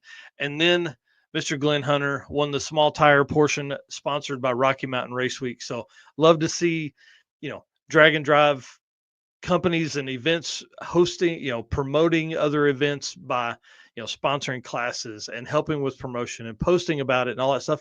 And of course, Matt Frost came all the way down to race here in the event too. So it was pretty cool to see all those guys. Let me see. I've got a couple pictures here I want to show you guys from Eric, and then also from Dirty Panda, the Mr. Richard Brewer himself. So I thought this shot was really cool. Matt lining up against Jason Hurley. This was early on, and those guys really only rolled this thing out to about 150 feet and then both let off. I wish we had seen them line up together for an eliminations round. And maybe we did. Maybe they did go in the semis together. I can't remember. Jason Hurley, huge burnout when he come down for Sunday morning. I think he ran it out to about 200 feet. And then, of course, some of the Pro Street stuff. Mike Cotton was there in the 80s Pro Street car here, early 90s Pro Street car. It's freaking awesome. Steve Morris, I thought this was a great shot by Eric, just of down the track and just how wide that car looks. And then, of course, the one we showed earlier here with Bryant Goldstone's boat, two of his cars there. Can't wait to see this Corvette take on the drag and drive world. And, of course, the Javelin that is just, it's been on a tear, man, an absolute tear. It's been awesome watching that car do what it does. And then Brian Havlik in here saying Rocky Mountain Race Week guys. We got Brandon Holmes. And you're saying drag and drive, supporting other drag and drives. That's how this community keeps growing. That's 100%. There were a lot of drag and drive guys in the pits. Rich Bellmond, Tom McGilton, Jason Hurley. I saw Nico Cristoferi was there. Man, a lot of friends. I'm trying to remember everybody that I walked around. It was awesome. Matt Frost said he didn't make the call against Jason. That's dang it. At that point, yeah, it was he was fixing some oil line repair that drug on the drive part of the drag and drive portion. So, and then Azim Sheik here says, I wish I'd made it out there last weekend. Man, me too. It'd have been great to see you and hang out, but hopefully we'll see you at Drag Week coming up. He's got a 10-0 championship to run after here. And then Doug Needle here saying, I'll take September weather next year. I was spent, maybe move it ahead a month. Yeah. We all struggled pretty hard with the temps, but it was worth it, man. It was really cool. And then Rovik, yes, dude, sorry. Yeah, thank you. Rovik was there. It was so cool to see him come down. Jan Haas came down from Nebraska to spend time at the event. It was really cool to see everybody kind of come in and do all their stuff and be a part of that whole program, man. I'm telling you, in the article I wrote yesterday, we're literally watching history be made. This is a big movement for this event and for the Havliks to take this on. There's a lot of history there that you have a real good opportunity if you're not involved for the right reason and doing it because of the passion, because you love it. You can really screw some stuff up, and they did not screw anything up. It was amazing to watch those guys work and the whole team that they had there. I mean, they had a huge staff on site. It was inspiring, to be honest with you. Those guys did a great job and just absolutely killed it. It was impressive, to say the least. And again, thanks to Molly Motorsports for being part of our program here at Drag Drive Repeat. If you guys are needing some pistons, you got to hit those guys up. Perfect. Appreciate them. Oh, hey, yeah. Rovik in here saying, hey, dude, it was an awesome event. It sure was, man. And again, I'm so glad you came over and hung out. It was pretty cool to see you. Howie Price, that was another drag and drive racer that came down in the big wagon. Man, there were so many people. I'll have to go through the photos. Eric White is posting photos on Drag Drive Repeat and on his personal page. So if you are not following Eric White, please go do that so you can see all the photos. Again, thanks to Molly. Thanks to everybody that came out and did fun stuff. We're going to bring on the Nightmare Garage folks here in just a few minutes. But first, you know what we got to do. We got to thank you guys for being our race car friends. Thank you so much for hanging out tonight. Appreciate you guys being here, doing all of this with us. Hit the share button, because the second half of the show is going to be awesome. We talk about the next generation all the time and how young kids aren't into cars. Well, you're fixing to meet some that are definitely into cars, and they're going to help spur along that generation. I promise you. Thank you so much to our sponsors who make all the travel, the equipment purchases, the rental cars that we've got to get, the hotel rooms, all that kind of stuff possible. So if you're shopping, just know that these folks support us here and the entire Drag and Drive community. So if you're doing it, please hit them up first. We'd appreciate it. Summit Racing, Deech Works, Molly Motorsports, Driven Racing Oil, Howard's cams, Luke, our boy, love you, buddy. Appreciate all the help you give us on everything. J-Wire Solutions, again, who's going to be on next week. AFCO Racing Shocks, who have got to get Eric on. We got to talk about some in-depth nerdy stuff. Performer Built Transmissions, got to get Ryan on, but I'm going to stop by his shop and see him whenever we're at Drag Week. He's like 15 minutes from New Media. So Performer Built Transmissions, Car Change 3D, Power Tube TV with exclusive Drag Drive Repeat content, WAF Racing, Sweet Patina, and Racing Junk Classifieds. Man, listen, if you want to support folks, go support those folks and spend your money over there. We'd appreciate it for sure. And the gentleman's agreement is simply this. I love doing this. Eric loves doing this, but we need part of this agreement is that you will also do your part, and that is to follow us wherever you're watching this here, and then subscribe. If you're not subscribed, do that. Follow or subscribe wherever you're at. That's all we're asking. We can't make sure you do it, but we're going to keep doing this. You do that, we'll be all set. All right, let me do this ad read, and then we're going to bring in the Nightmare Garage folks here. He's slide down. Okay, Deechworks is a leading manufacturer of high performance fuel system components. The DW product line includes fuel injectors, fuel pumps, pump modules, fuel rails, regulators, filters, lines, and fittings, and surge tanks, all engineered to support power levels ranging from 400 to 2200 or more horsepower. Guys, find them deechworks.com. If you don't know how to spell that, just screenshot this here, and then it'll take you right there. So our folks tonight are a young couple that I met on Heads Up Hustle.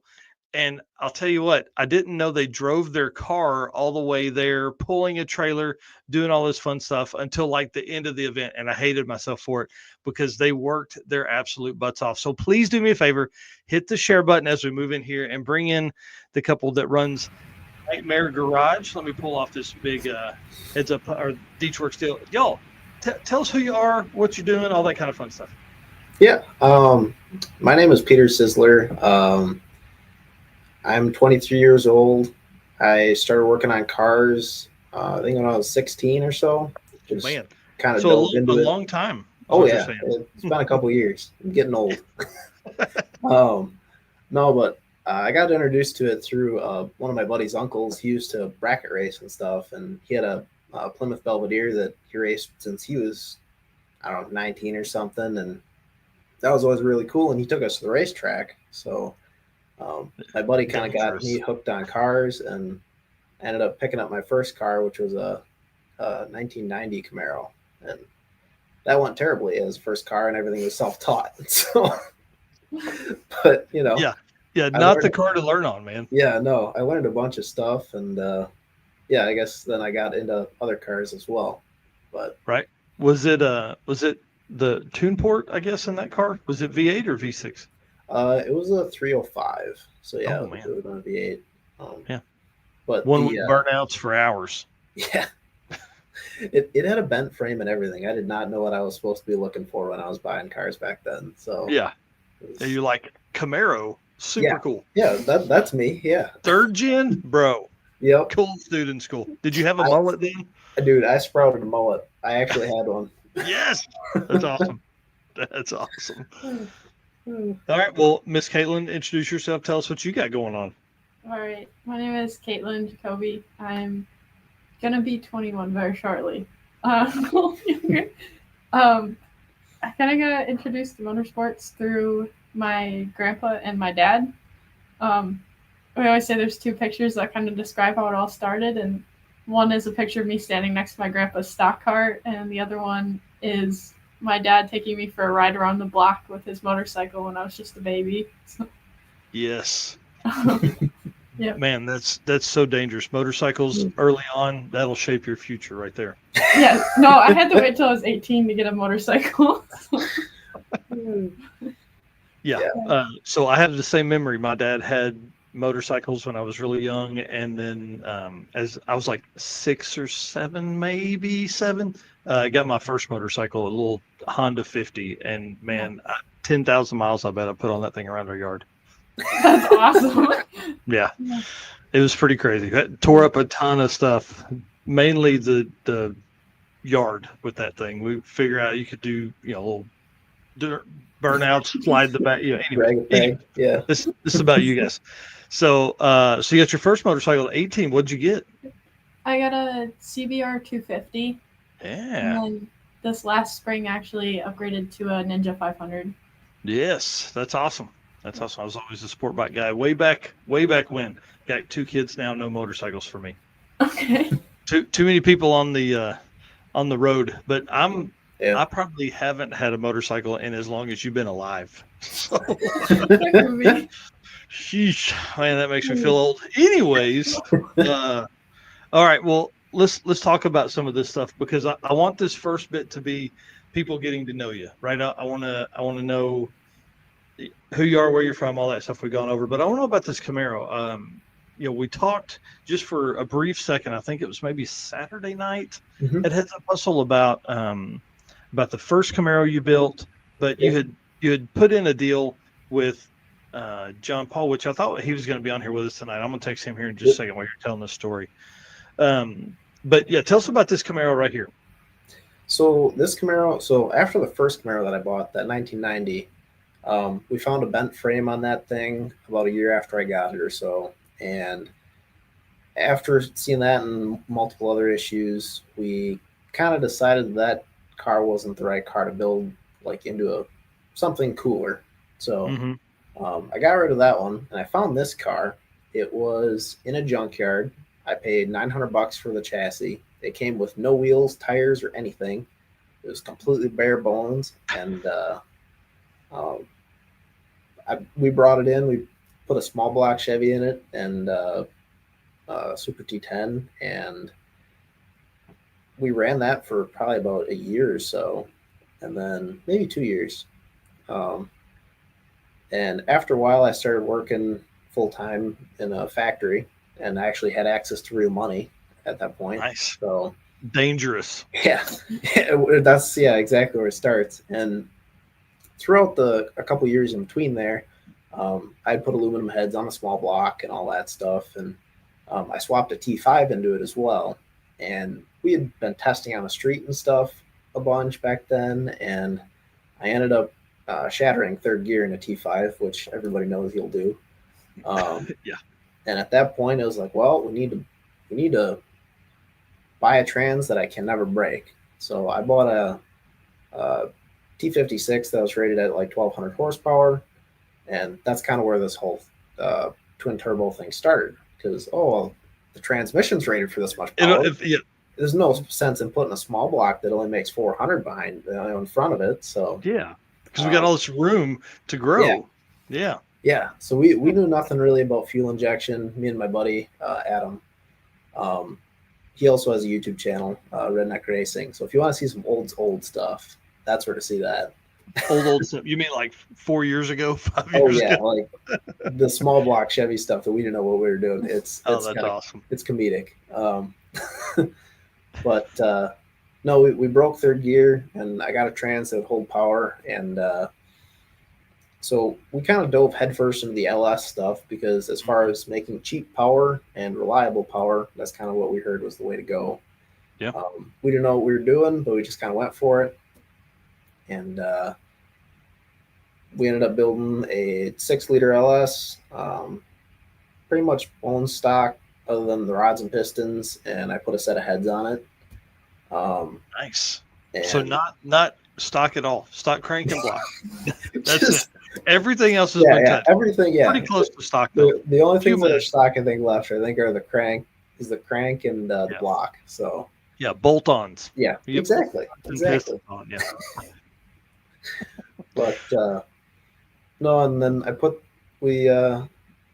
he convinced me to do twin turbos, and that wasn't really hard to do. He didn't have to twist my arm that bad. So right, especially like he's like, dude, look at all this room under the hood of this Camaro.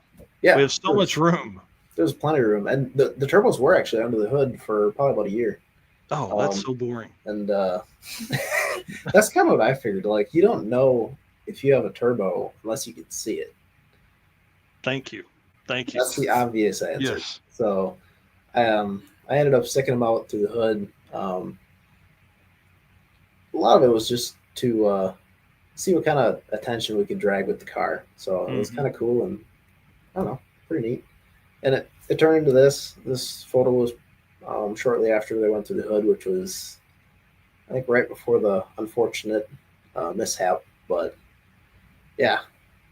And I'll tell you, this car is a ton of fun to watch, or the new car is a ton of fun to watch. We're going to talk about the new car in a minute, but it's a ton of fun because, man, those turbos just rock when it's on the two steps.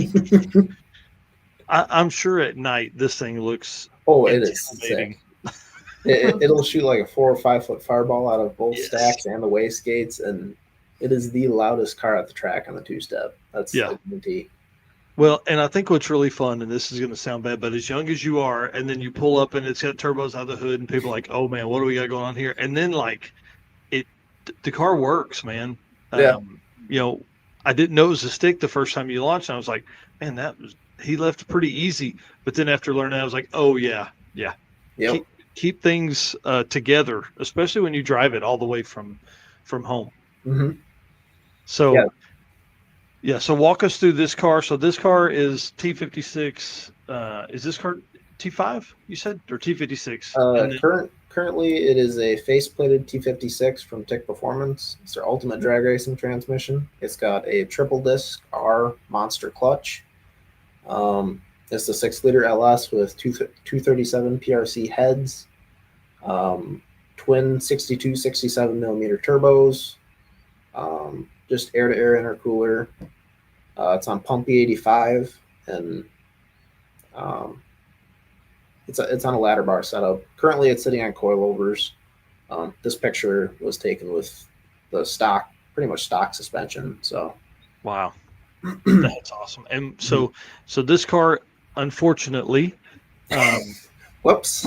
part of being a YouTuber is recording stuff and putting out there. But listen, I started recording to YouTube at 2016 or 17 because, man, I wanted those memories.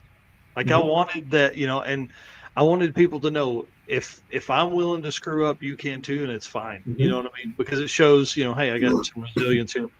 So tell us what happened.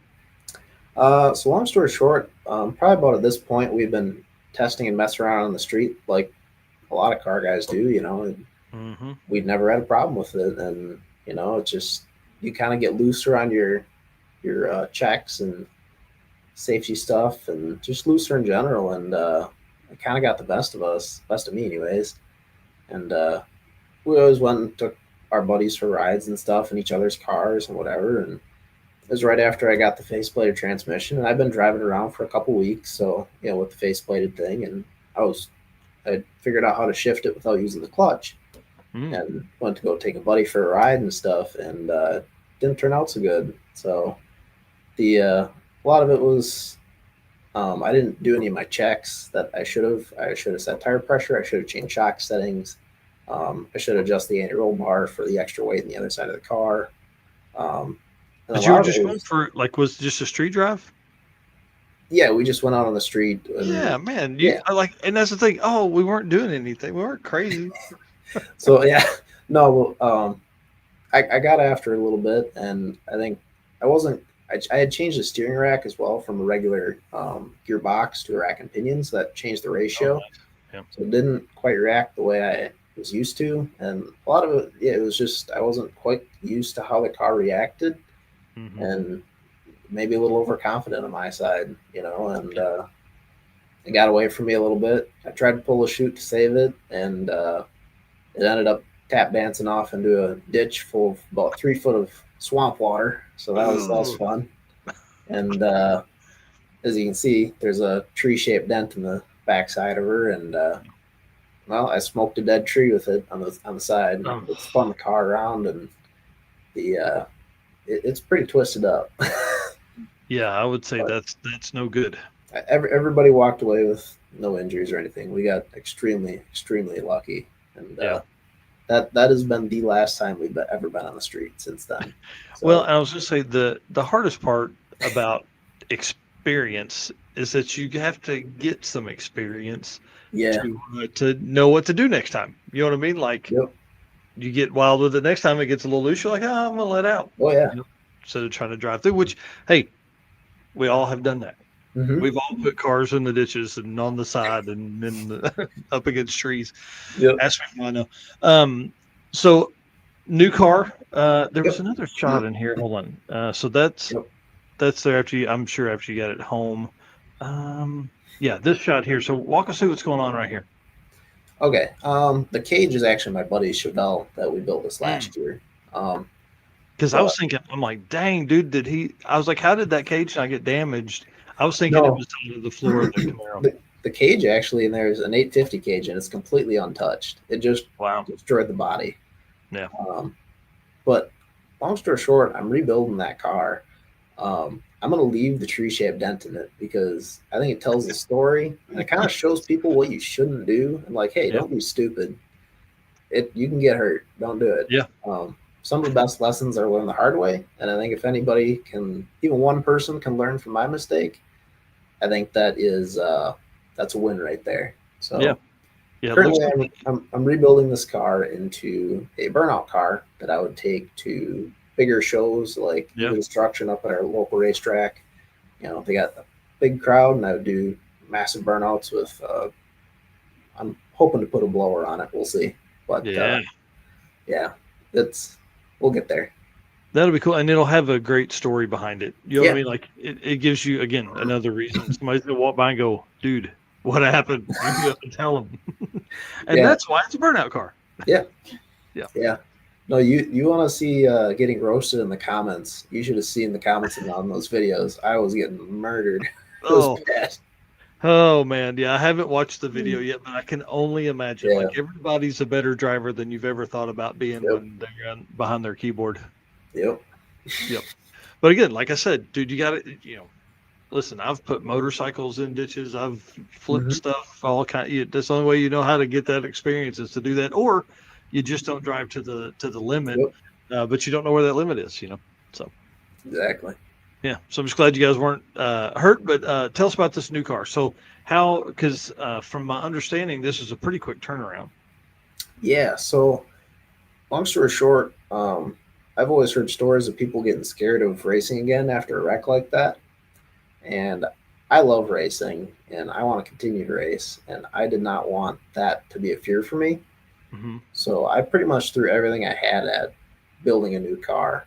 I remember at one point in time, I had $134 in my bank account.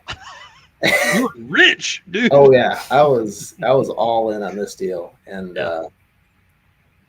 we built the car in 2 months. We had this new car back at the track in 2 months.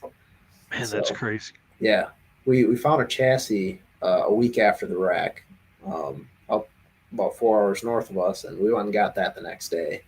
Man, that's crazy. Did it already have a cage and stuff in it? It actually had the cage in it. That's why I bought it, because I didn't want to have to redo the cage because that would take me another week or so. So, yeah. So was there a deadline? Like, was it a race you were trying to make? I mean, not really. It was just we were also challenging ourselves to see how fast we get it together. You know, and I really wanted to rip that Band-Aid off of racing and just get it over with, get back on the track, and get comfortable again, and but do it more responsibly this time. Well, I mean, you're already at the track. That helps. Exactly. Yeah. No, at least there's a safety crew there and stuff. So yeah. Any changes between the two cars, or did you basically just pull the powertrain, everything over, and put it in the new one? It's a very similar setup. This car has a lot more changes than the black car did. This is a ladder bar setup. So I went to coilovers in the back, and then just over this last winter, I put tubular A-arms in the front with coilovers and stuff like that. And I added a whole bunch of shock sensors and stuff last winter, and just trying to collect all the data that we can possibly get. Yeah. But otherwise, it's very similar setup. Yeah, same drivetrain. The rear end is actually out of that car, believe it or not. It wasn't. Dang. It wasn't bent from what I could tell. I'm starting to have second doubts about it right now, but because it keeps chewing up the bearing on the passenger side. So I'm wondering if that housing is just a little bit tweaked and it's just enough to. Put some heat and pressure, you'll be fine. Yeah, we had a spare one on the heads up hustle, so nice. We were dialed. That's cool. Well, what engine management's in it? It's a Holly Dominator. Oh, dang, dude. Come Yeah. on. Yeah, I like your style. I go all in on everything. So Yeah, that's awesome. yeah. Yeah, normally it'd be, factory ECU or Terminator X, Yeah. but yeah, good job, dude. And Yeah. you start talking about data and data points. You almost have to have a Dominator at that Yeah. point to get everything. Especially in the stick shift game, because I made my own strain gauge. Because to buy a strain gauge shift knob, it's like $800. Mm-hmm. I don't want to spend that kind of money, so I just made my own. And I don't know if you guys know a feller named Evan Erkowitz. Oh, yeah. Yeah, he helps me out a lot, and Oh, nice. he helped me. I did the hardware side of it, and he kind of figured it out in the ECU and stuff, and That's awesome. it actually works pretty good. So what you're saying is you need to start mass producing those and I have thought about it, but selling those. we're gonna wait on that for a little while. Yeah, you got to get the car running 100%. Yeah, exactly. So let's talk ETs, man. What kind of times was this car running and or is running and all that? The fastest the car's ever been, has been a 910 at 155 on Man, about that's fast. 20 pounds or so. So Wow. we got time left on the table. I'm hoping to put her down in the 850s or 860s by the end of the year, but we'll see how that goes. But Well, the weather only gets better from here. that is true. Boost weather. Yeah, right. And they're out front, so it's perfect. Exactly. Helps with all the stuff. It's like a Ram Air effect. Yeah.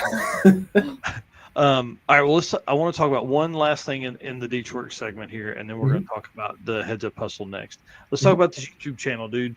You do a great job. Bunch of videos over there. Man, a great follower count. So it means you're doing something right. So tell us why you started this, where it's headed. A lot of it has just been I enjoy making videos. I actually enjoy watching my own videos back sometimes, like a year or two later, and just be like, oh, yeah, we did that. That was cool. Yep.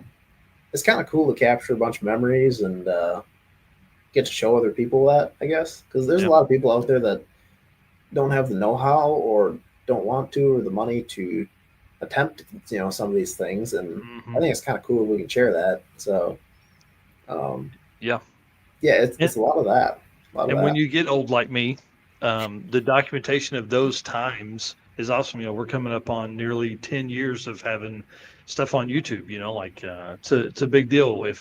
So one of our best videos on the shop channel that we have, it was my dad and I putting a seat cover on, and my dad passed in 2020. So my kids were too little to really spend a ton of time. So their kids will be able to watch, what their great grandfather would have been able to, so I mean, it's really cool to have that. And plus, here's my biggest thing is I want to be able to, when I'm telling the story and people are like, whatever, I can be like, oh, well, hang on, let me just pull it up right here. I'll show you. It'd be easier if I showed you, Yeah. No, there's been tons of times I've done that. It's like, oh, you lit a Christmas tree on fire with your car? Oh yeah, here, look at this. Yeah, they're like, wait, what? Yeah, that's exactly right. There's a lot of cars that hopped Coke cans back in the 70s and 80s that nobody has proof of. But we'll all have proof of stuff we've done. So 4,000 subscribers, dude. Congratulations, especially on 78 videos. So it must mean you guys are doing something right. I'll tell you, that's it's pretty good numbers there. The thing that we did right was apparently rack. That's where all the subscribers came from. I don't recommend that kind of growth. I don't either. But no, we've seen a lot of return from the drag and drive as well. So that's been really really cool to see that people are enjoying that. Well, perfect. Well, let's use that to segue into the Performa-Built transmission segment here.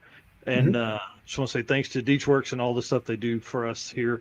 Love those guys. Mark Campbell is going to be on next week for episode 120 to talk about 850 racing, which, you're talking about 850 stuff. 850 in the stick car, craziness.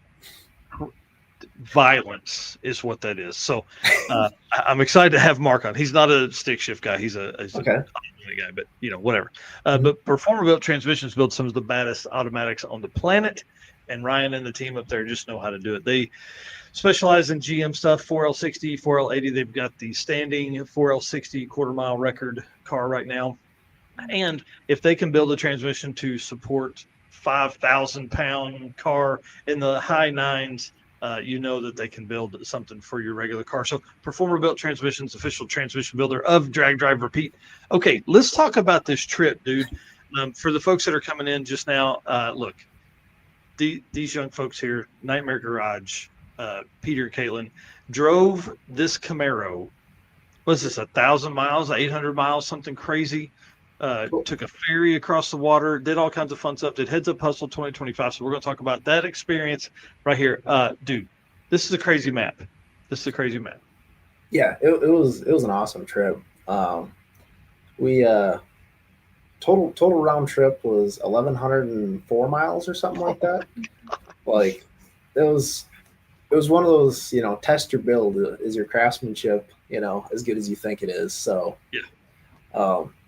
No, but we're kind of throwing around the idea of, going to Heads Up Hustle, and we're like, well, either we can drive through Chicago or we can take the Badger over, which is a ferry. And we figured that would be a really cool experience because it's only a couple times in a lifetime you might do that. So, especially in a cool car. Yeah. You should have seen the reaction from all the crew members. I bet they're used to seeing like boring stuff, they'd be pulling and that thing just cackling. I'm sure. Yep. Yeah. No, we got to the ferry and they load the cars for you. So I was a little bit nervous about it, but wait, hang on. Somebody had to drive this for you. They had to drive it onto the ship. It was pretty funny. The first Did you at least ride with them? Yeah, I rode with them. I filmed everything too. It was pretty good. Nice. No, but the first guy, he only stalled it once. I was pretty impressed with his performance. Dude, especially with like a triple disc setup. Yeah. Like what's the leg pressure on that thing? It's a hammer. Yeah. And it's connected. Yeah. Yep. It's no more slippage there. Yeah. Wow. Okay. Yeah. So you're coming across on the ferry. How long of a ride is that? It's about a 4 hour trip on the boat. Oh, sweet. So yeah, and it was kind of nice because it gave you a break too from the trip. You just sit on a boat, and I think we had some popcorn and went and watched some water and stuff, and took a nap on the deck. And honestly, it was very, very nice experience. If anybody gets a chance to do that, it is worth it. Very worth it. And I would think the 4-hour ferry ride is definitely cooler than adding. What would it have added time wise to the drive if you had driven to Chicago? It was about the same, actually. No way, yeah. Man. God, it just would have sucked so much. Exactly. And driving that car with the trailer behind it too. That trailer is shaped like a brick, so so it moves around some, and it's got a triple disc. If everybody is wondering, yes, it's a triple disc clutch on a street car pulling a trailer. It's like locked up. Yeah, okay. We're good.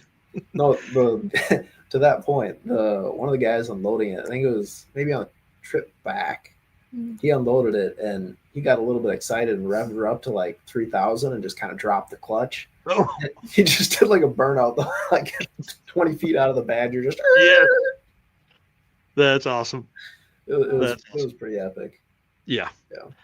So you guys come across the boat, man. Like that part of Michigan, I'm really impressed with. It was really pretty, and I can only imagine what that part looked like as you come off the boat and across there. Yep. Obviously, we started at Ubley. I would say, I'm guessing here, probably your first time over that way. Yeah. So I've never been to Michigan. Never been on a drag and drive at all. This is his first time trying this out. We figured it was being that it's kind of a weekend deal, a 3-day thing. It'd be a good thing to kind of get our feet wet, and it's a good event to start on for sure. And I think we're hoping to go back as well. So yeah, I would definitely love to have you guys back. I think it's to me, it's the best way to set up for eliminations, right? Mm-hmm. Yeah, 2 days, 2 different tracks to work on your average, and then you come in and that sets the ladder for the eliminations. I thought it was pretty cool. Yeah, I thought that was pretty neat. And so we got to Ubley. I think it was, what was that? Thursday night? Yeah, it was Thursday night. And I built this trailer so we can sleep in the trailer. It's got 2 hammocks hanging, and all the sides open up. And there's a screen on the front. So what we do is we close the 3 sides and then just leave the front one open with the screen at night. And then I had a clutch fan, to cool off my clutch. I was like, wait, what? I thought you were like the clutch fan that goes on the front of a motor. You know? Why does that matter? Anyway. Yeah. No, but a fan to cool off the car. And we just stuck that kind of in the screen and blew air.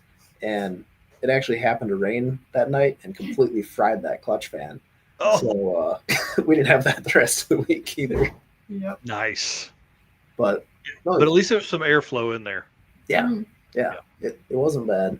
The hammocks, I'm 6'3", so the hammocks are only 6 foot. So I was, That was not good. It was kind of a game of Tetris fitting in there. But yeah. And how long was the trailer?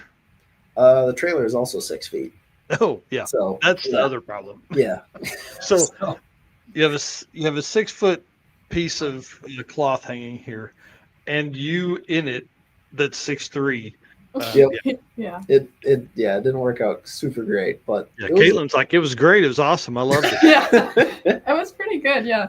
But Yeah. he was like, oh, I found a new way to put my feet. I think it's a little better. And then he's like, nope, it's not better. Not better. No, I can't put these in that fan outside. Yeah. Open that back door up. I'm going to hang them out. Yeah. Yeah. The hammock's a pretty good idea. I'll have to say I have not seen that on drag and drive stuff. I really like that. We figured it was the cheapest option, and because I built that trailer for around $600. Oh, wow. So, and I priced out hotels, and it was going to be, for us, being that we were going to stay an extra 2 days, it would be around $1,000 for a hotel. So, yeah, trailer and hammocks it is. So, yeah, I mean, 100%. And I say this all the time: camping will allow people to do more events. Yeah, exactly. Because you're not dropping $1,000 in a weekend to stay somewhere. Yep, exactly. Yeah, very creative thought process there. I like that. And so you built the whole thing for $600. That's one pretty impressive there. But then to think, instead of just laying like a mattress on the floor, which probably would have been easier, to be honest with you, you're gonna hang these up. But in theory, they would have been way more comfortable than a mattress on the floor. Yeah. There will be renditions. Some changes for next time. So that's awesome. Yeah. The theory was we can still leave most of our stuff in the trailer underneath us if we want to. And the hammocks are always hung there. So when we get to the track, we just throw everything outside like a yard sale and jump in the hammock and we're good to go. Yeah. So I wonder if you could run because you're so tall, you get one that's 7 or 8 feet long. You just run a rod that slides out the back, and it just carries the end of it out. Get you a little. But you said you did close all 3 sides. I do close all 3 sides. Yeah. Yeah. You just got to lay me diagonally in the trailer. Yeah. Get a couple extra inches.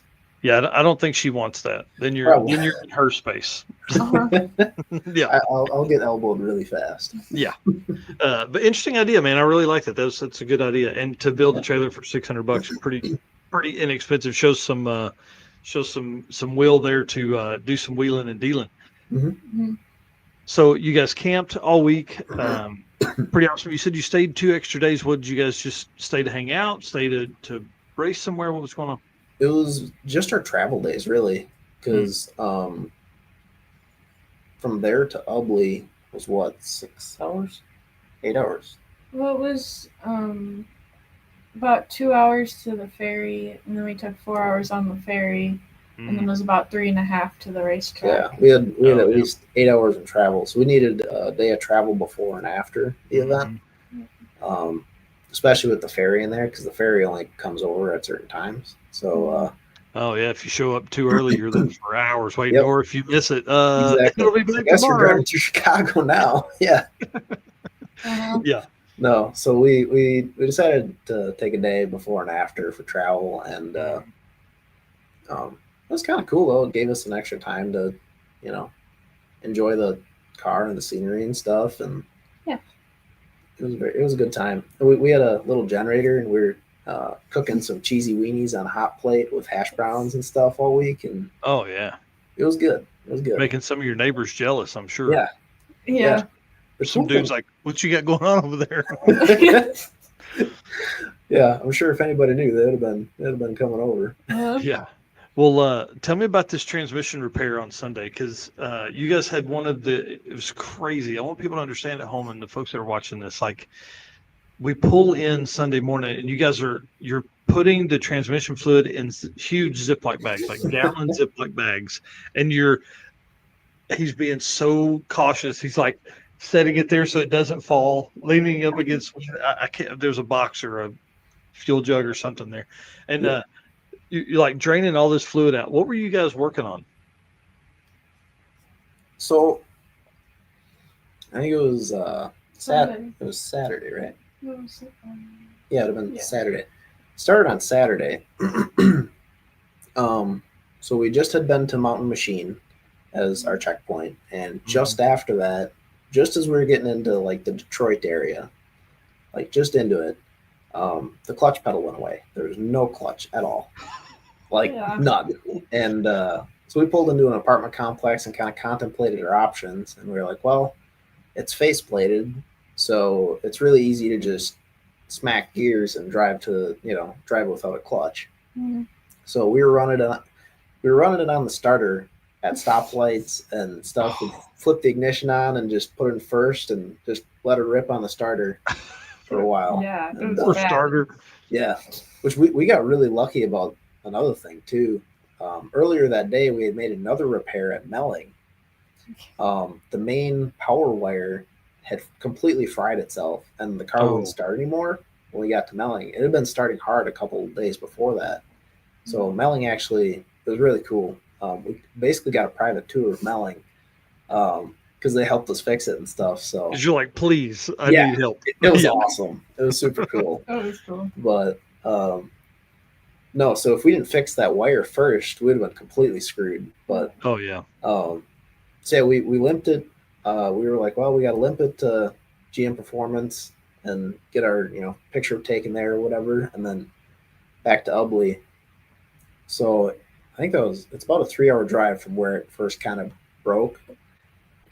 We weren't really sure what was wrong with it. We figured it was either a master cylinder or a slave cylinder. I had a spare slave cylinder for some reason. So you're like, that's what we're doing. I packed like 3 parts, and one of them was a slave cylinder. So 8 hours from home. We yeah, have 3 parts for repair. yeah. Yeah. But we were throwing darts at a wall. It was hoping it sticks. So no, we limped her back to Ubley. We got there probably around 10 o'clock that night, Yeah. something like that. Around 10 time. o'clock, and super pretty drive. It was awesome. Sunset Best- was really cool. Yeah, it was the best sunset we've seen all week. And we were just hoping, we were like, all right, well, on the drive home, the clutch pedal has slowly started to come back up a little bit. So we're like, okay, maybe it's rejuvenating on itself. I love problems that fix themselves. Yeah, totally. So we got to the track, and we're like, all right, well, let's leave it overnight. It'll cool off. Maybe we just completely bake the fluid, and maybe we'll get away with it. And so next morning, I went to go check on it and see how it was doing, and just pushed it with my finger all the way to the floor. Just nothing. Dang it. So we're like, all right, well, we're still going to finish because we'll just run it on the starter, and off the line and just race it that way. We're Yeah. not going to win or anything, but we'll finish and it'll be awesome. But one of the other racers was kind enough to go grab us some brake fluid. So we threw that in the reservoir and started trying to figure out exactly what it was. And shortly after, I realized it was just dumping fluid out of the slave cylinder. Oh yeah. Mm. So Mm. at that point, we had about 2.5 hours till elimination started, and I figured we could probably pull the tranny in 3 or so. So we're gonna go for it and see if we can make it stick. Yeah. And so yeah, we went for it, and yeah, that's where the baggies come in. So the tranny takes special tranny fluid, and you can't find it at like any auto parts store. Oh, of It's course. PF 2000. It's blue, and yeah, Smart. Smurf. Yeah, it looks like a Smurf. Yeah, it does actually. Yeah. But no, you can't find it anywhere. And I only had about 2 quarts extra, Oh along man. with me, so we had to make sure that we saved it. Yeah. Um, Yeah, it was very tense. it Like was, that, like yeah, as you guys are draining that is when I walk up with the camera and I'm like, I'll come back. I'll come back. yeah. And then you guys thrashed on that for I mean at least 2.5 or 3 hours. Like it was Yeah. solid thrash So over there. about 2 hours in or so, we finally got the tranny out. We never actually pulled the transmission out off of the car that way. Usually, I just pull the whole motor and trans out, and it's all done. Yeah. So long story short, it actually doesn't come off easily at all. Like there's a lot of stuff that's in the way, and we ended up pulling the bell housing off the motor, and that didn't work. So we ended up pulling the transmission off the bell housing, and like that barely squeaks by. Oh my gosh. It was not a good deal. Yeah. But yeah, we did that. We got our slave cylinder changed out and stuff for the old one I had, and along the way, some of the racers were super kind and helpful and brought us a tent and everything. That's a lifesaver on that day. It was hot. It was. Yeah. But about 2 hours in, we finally had it out, and John Paul came and talked to us, and he's like, "Hey, just we're gonna be calling you guys here in like 20 minutes or so. So, how close are you guys?" We're like, probably not gonna make the round call. So, it's unfortunate, but is what it is. But we still got to drive the thing home, so we got to fix it either way. Yeah. We're still hustling away on it, and we hear through the grapevine that somebody blew a tranny line or something and oiled down the entire track And return lane or something. So we were like, "Oh, that'll take a while to clean up." So we got to go. Yeah. So that bought us about, I think it was around a 3-hour like cleanup or something like that. It was a while. It was at least 2.5. Yeah.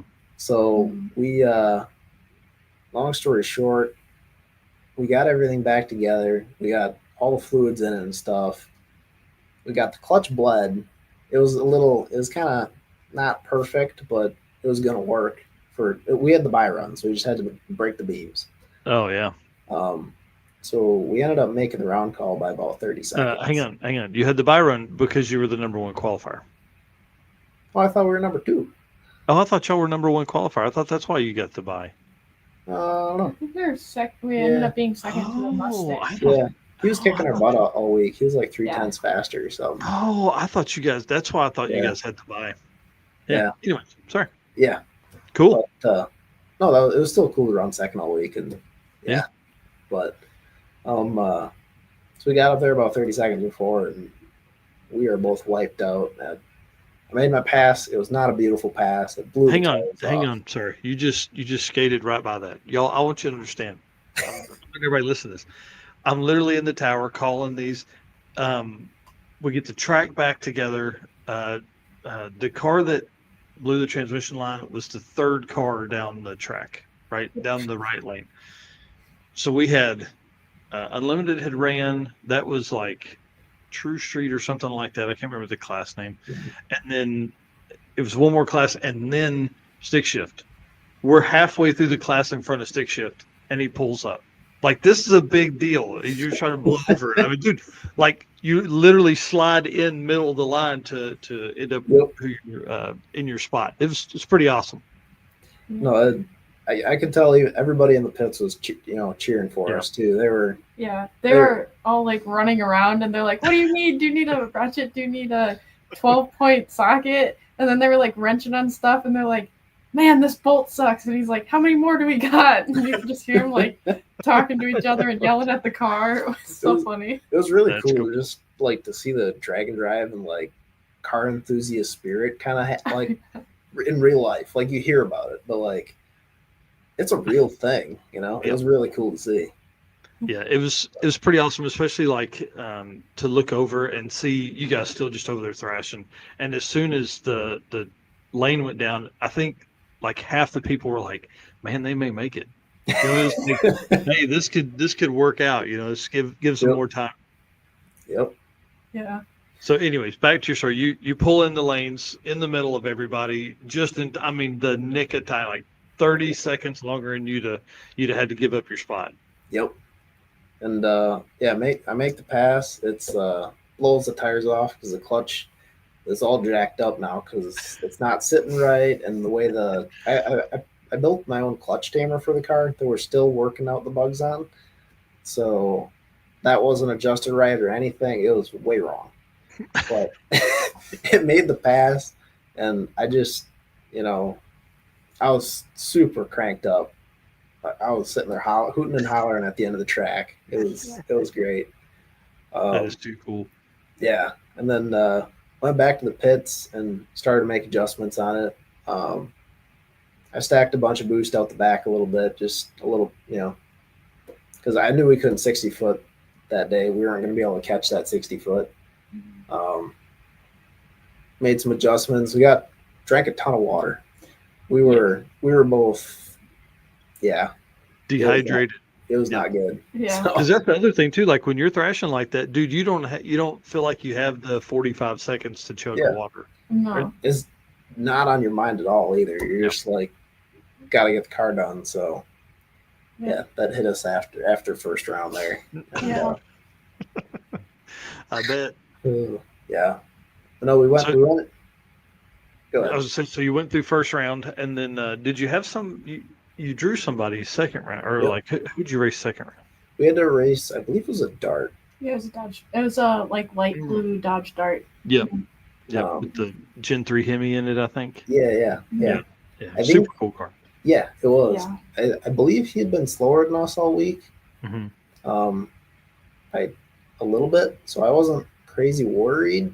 But we talked to him before the pass. Yeah. And he was a pretty awesome dude. He was cool. Yeah, we ended up racing him. He got out on me in the 60 foot by a lot. He was probably 2 cars out, and then I just chased him down. I think I had like 20 pounds out the back or something. So it was chooching. Train, it's coming. Yeah. And I think I put a car or so on him by the time we hit the stripe. But That's awesome. it was a good race, and it was a lot of fun. Mhm. I've actually never heads up raced before. Oh either. wow. So it's it was very fun. Having to leave together, having to Yep. get passing by the end that's pretty important. Yeah, it's awesome. Mhm. So by third round, made some more changes of stuff, put more on the scramble because we knew that we were in the finals, and we knew the Mustang was way faster than us, and we're like, well, maybe he'll make a mistake and we'll actually have a shot at this. So I put a bunch on the scramble just in case, and we ended up going up there. And in the second round, I'd heard him fire his car up, and something sounded really chunky, like just like his fuel pump or something didn't sound right. So that was just floating around in the back of my mind. And we go up for the finals, and I pull into the water box, and I'm sitting there waiting to do my burnout, and I'm like, what's going on? He's not pulling into the box. Like, he's got his front tires in, but he just stopped there, and I'm sitting there watching him. After a little while, I don't know if he got out or whatever he did. Yeah. Yep. And the starter guy on the line kind of waved me through to do my burnout and go. I was like, holy crap, I think he broke. Like, that, not the way I want to win, but Right. it kind of sucks. I would rather had a race and honestly almost take second place, but Yeah. that would have been cooler. But I mean, I'll still take it, I guess. But Right. no, but I guess he burned up his fuel pump, or the relay for the fuel pump or something melted. And Oh, Yeah, I went and talked to them right after he made his pass, and the one guy that was with him said he just saw a bunch of white smoke come out the back, and he went up and he was like, nope, you're done, because they burned up the relay on the fuel pump right there. So dang. yeah, Well, it's probably better they didn't try and make some kind of pass and lean on it and yep, blow they everything blew to the whole shreds. thing up. Yeah, Yeah. so Wow. the pass in the finals was the slowest pass we made all week long. So it's a darn good thing. Yeah. Dang, We- dude, that's we- tough. We got lucky like 4 or 5 times throughout eliminations, and honestly, all of race week. It was, Yeah, I would say was crazy. you earned that luck, Yeah. thrashing like that to get that car back together is pretty cool. That's a story that'll never happen twice. It's Yeah.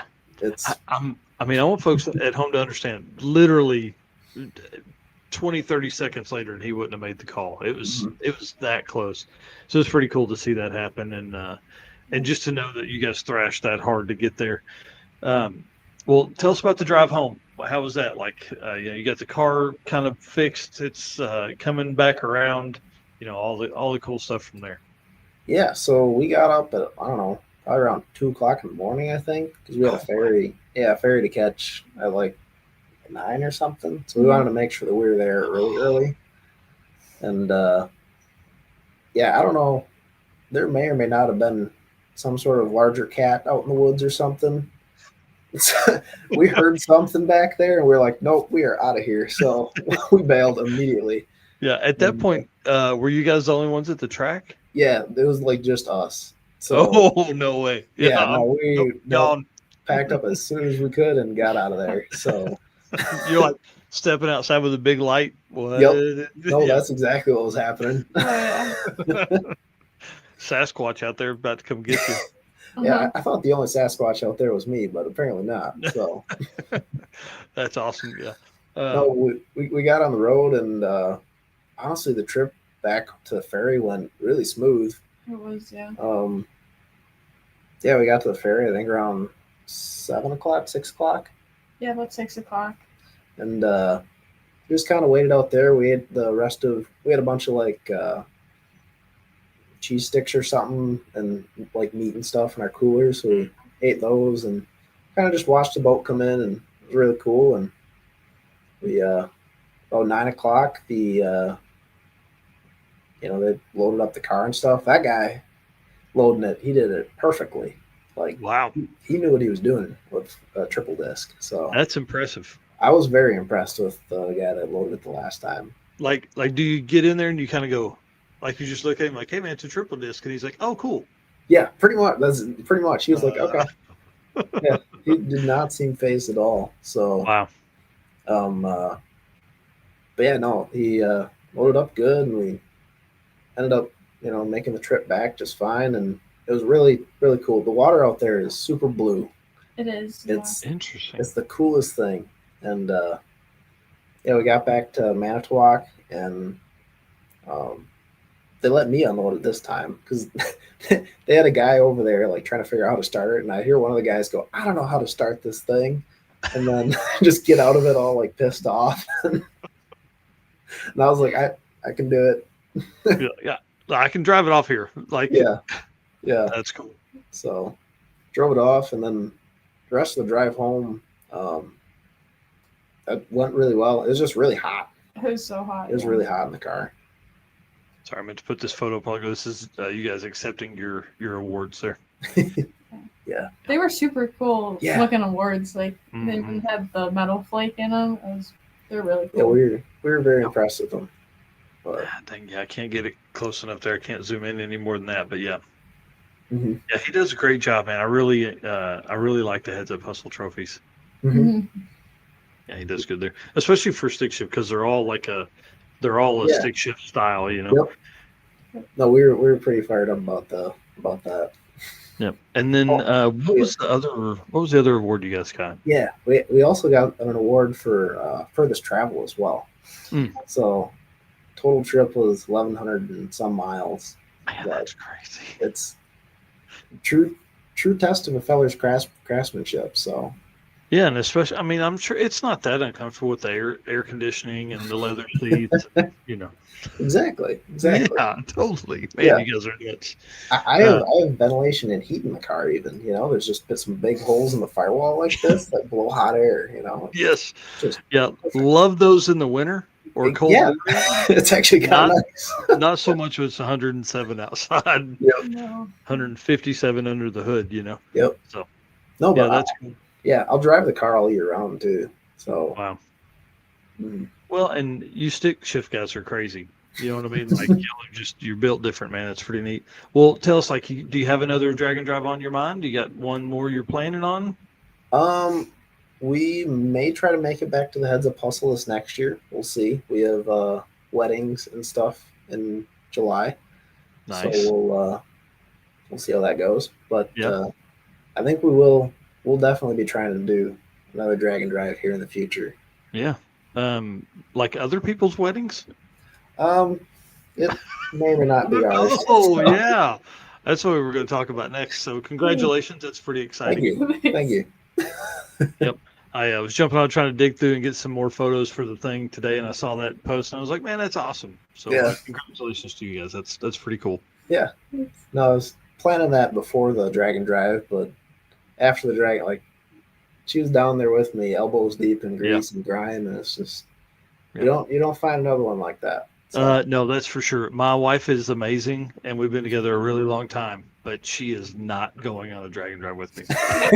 Like, don't want to touch it. I don't like being hot. Don't ask me.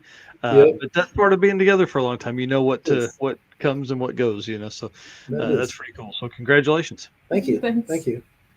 Yeah. So the gift you guys can give them, if you're not already doing it, is to go follow Nightmare Garage and be kept up on the wedding there, and then we can all give some race car stuff as we get closer. That would be awesome. Yeah. Well, sweet. Well, what else? What haven't we covered? What's going on? What race can people see you guys at? We don't have too many races left this season. We may end up at Rock Falls. We might end up at Great Lakes Dragway, and we'll be at Kakana some more yet. Say that one more time. What? Kakana. Oh, okay. Yeah, Wisconsin International Raceway. There we go. Oh, gotcha. Okay. We might be there. I'm kind of still helping my buddy build his 67 Chevelle, which is that cage that you showed earlier. We built that cage last winter. That was also a cool experience. It was the first time. It was a 750 cage. First time we ever tried building anything like that, and it turned out really, really nice. So yeah, let me flip back to that photo real quick. We'll bring it up, and then we'll let you guys go. Hold on, just say we're almost there. I promise. Yeah, that's pretty awesome. So cut the floor out of the car. I take it. Yeah, it looks like whole body. Yeah, I'll say I didn't see this, and I didn't put the picture of the car in there. I'm sorry, because I was thinking this was for the new car. Yeah. Yeah, new frame rails and everything in the back. Man, that's a huge build. Yeah, no, it was a great learning experience, and it's something cool that we can say that we did and we know how to do now. So yeah, I'm all for learning new things and learning the hard way, unfortunately. But so for Nightmare Garage, is that like are you moving towards that? Do you want to do some of that fab work for some folks? Do you want to do this for fun? So the Nightmare Garage, like the channel itself, is more just for entertainment for other people. I probably will add some of that content in there, just sprinkled in, but it's not going to be the base of it. But we probably will end up doing some work for other people just for, financial reasons. Yeah, we can do good work and make something of a profit on it and fund our racing addictions. So. Yeah, that's what funded my first year of Drag Drive Repeat was. Oh, really? Turning some wrenches, building some cars for folks, and awesome, all that kind of fun stuff. So yeah, I mean, and plus it gives you a reason to go work in the shop. So yeah, exactly. We're always looking for. Yeah, no, I want to build my own stuff now. I got big projects this winter, so Nightmare's got to come back. That black car with the tree-shaped dent in it, that one's coming back, and if it is the blower route, it will be costly, especially without any sponsors. But are you listening, sponsors?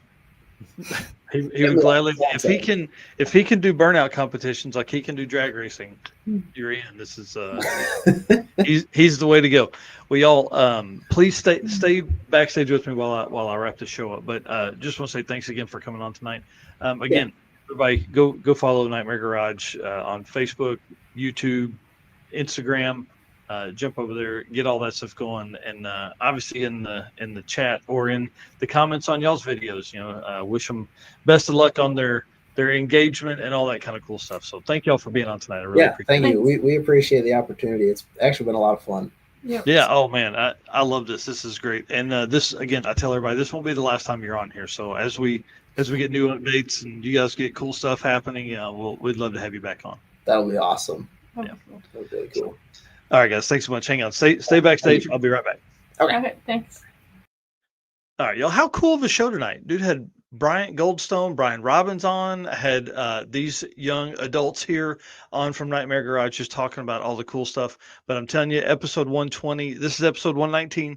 Episode 120 is going to be even crazier. I've penciled in 90 minutes for 850 class hitters, just absolute monsters in the 850 class. Everybody that's been on has been an 850 something or an 8500 like Dustin and Steve Trance and Brian Acton. In drag and drive competition, Mark Campbell's been very close. The first 2 days he won and done 8502, 8503 at Drag Week 2023. So gonna be nuts. Y'all know that is my jam. I love that class. I feel like that class is like just the beast of a street car. Anytime you can go consistently 850s, it's pretty impressive. So they're going to be on next week. It's going to be awesome. I can't wait to do all that with those guys. Again, I've put out 90 minutes. So that's kind of our plan there, is to do that. So thank you guys so much for being our race car friends. Thank you for being here. I can't say it enough. Thank you for the comments. Thank you for all the stuff. Azim Sheik over here saying great show. Thank you very much, sir. I appreciate it. Thank y'all for watching tonight. All that kind of cool stuff. And we appreciate you guys. And one last time, thank you to our sponsors. We really can't do this without them. So if you're shopping, please hit these guys up. Summit Racing, Deech Works, Molly Motorsports, Driven Racing Oil, Howard's Cams, J-Wire Solutions, AFCO Racing, Performer Built Transmissions, Car Change 3D, Power Tube TV, WAF Racing, Sweet Patina, and Racing Junk Classified. Screenshot this right here and just go shop those guys, see what you can get over there. Y'all appreciate it. See you soon.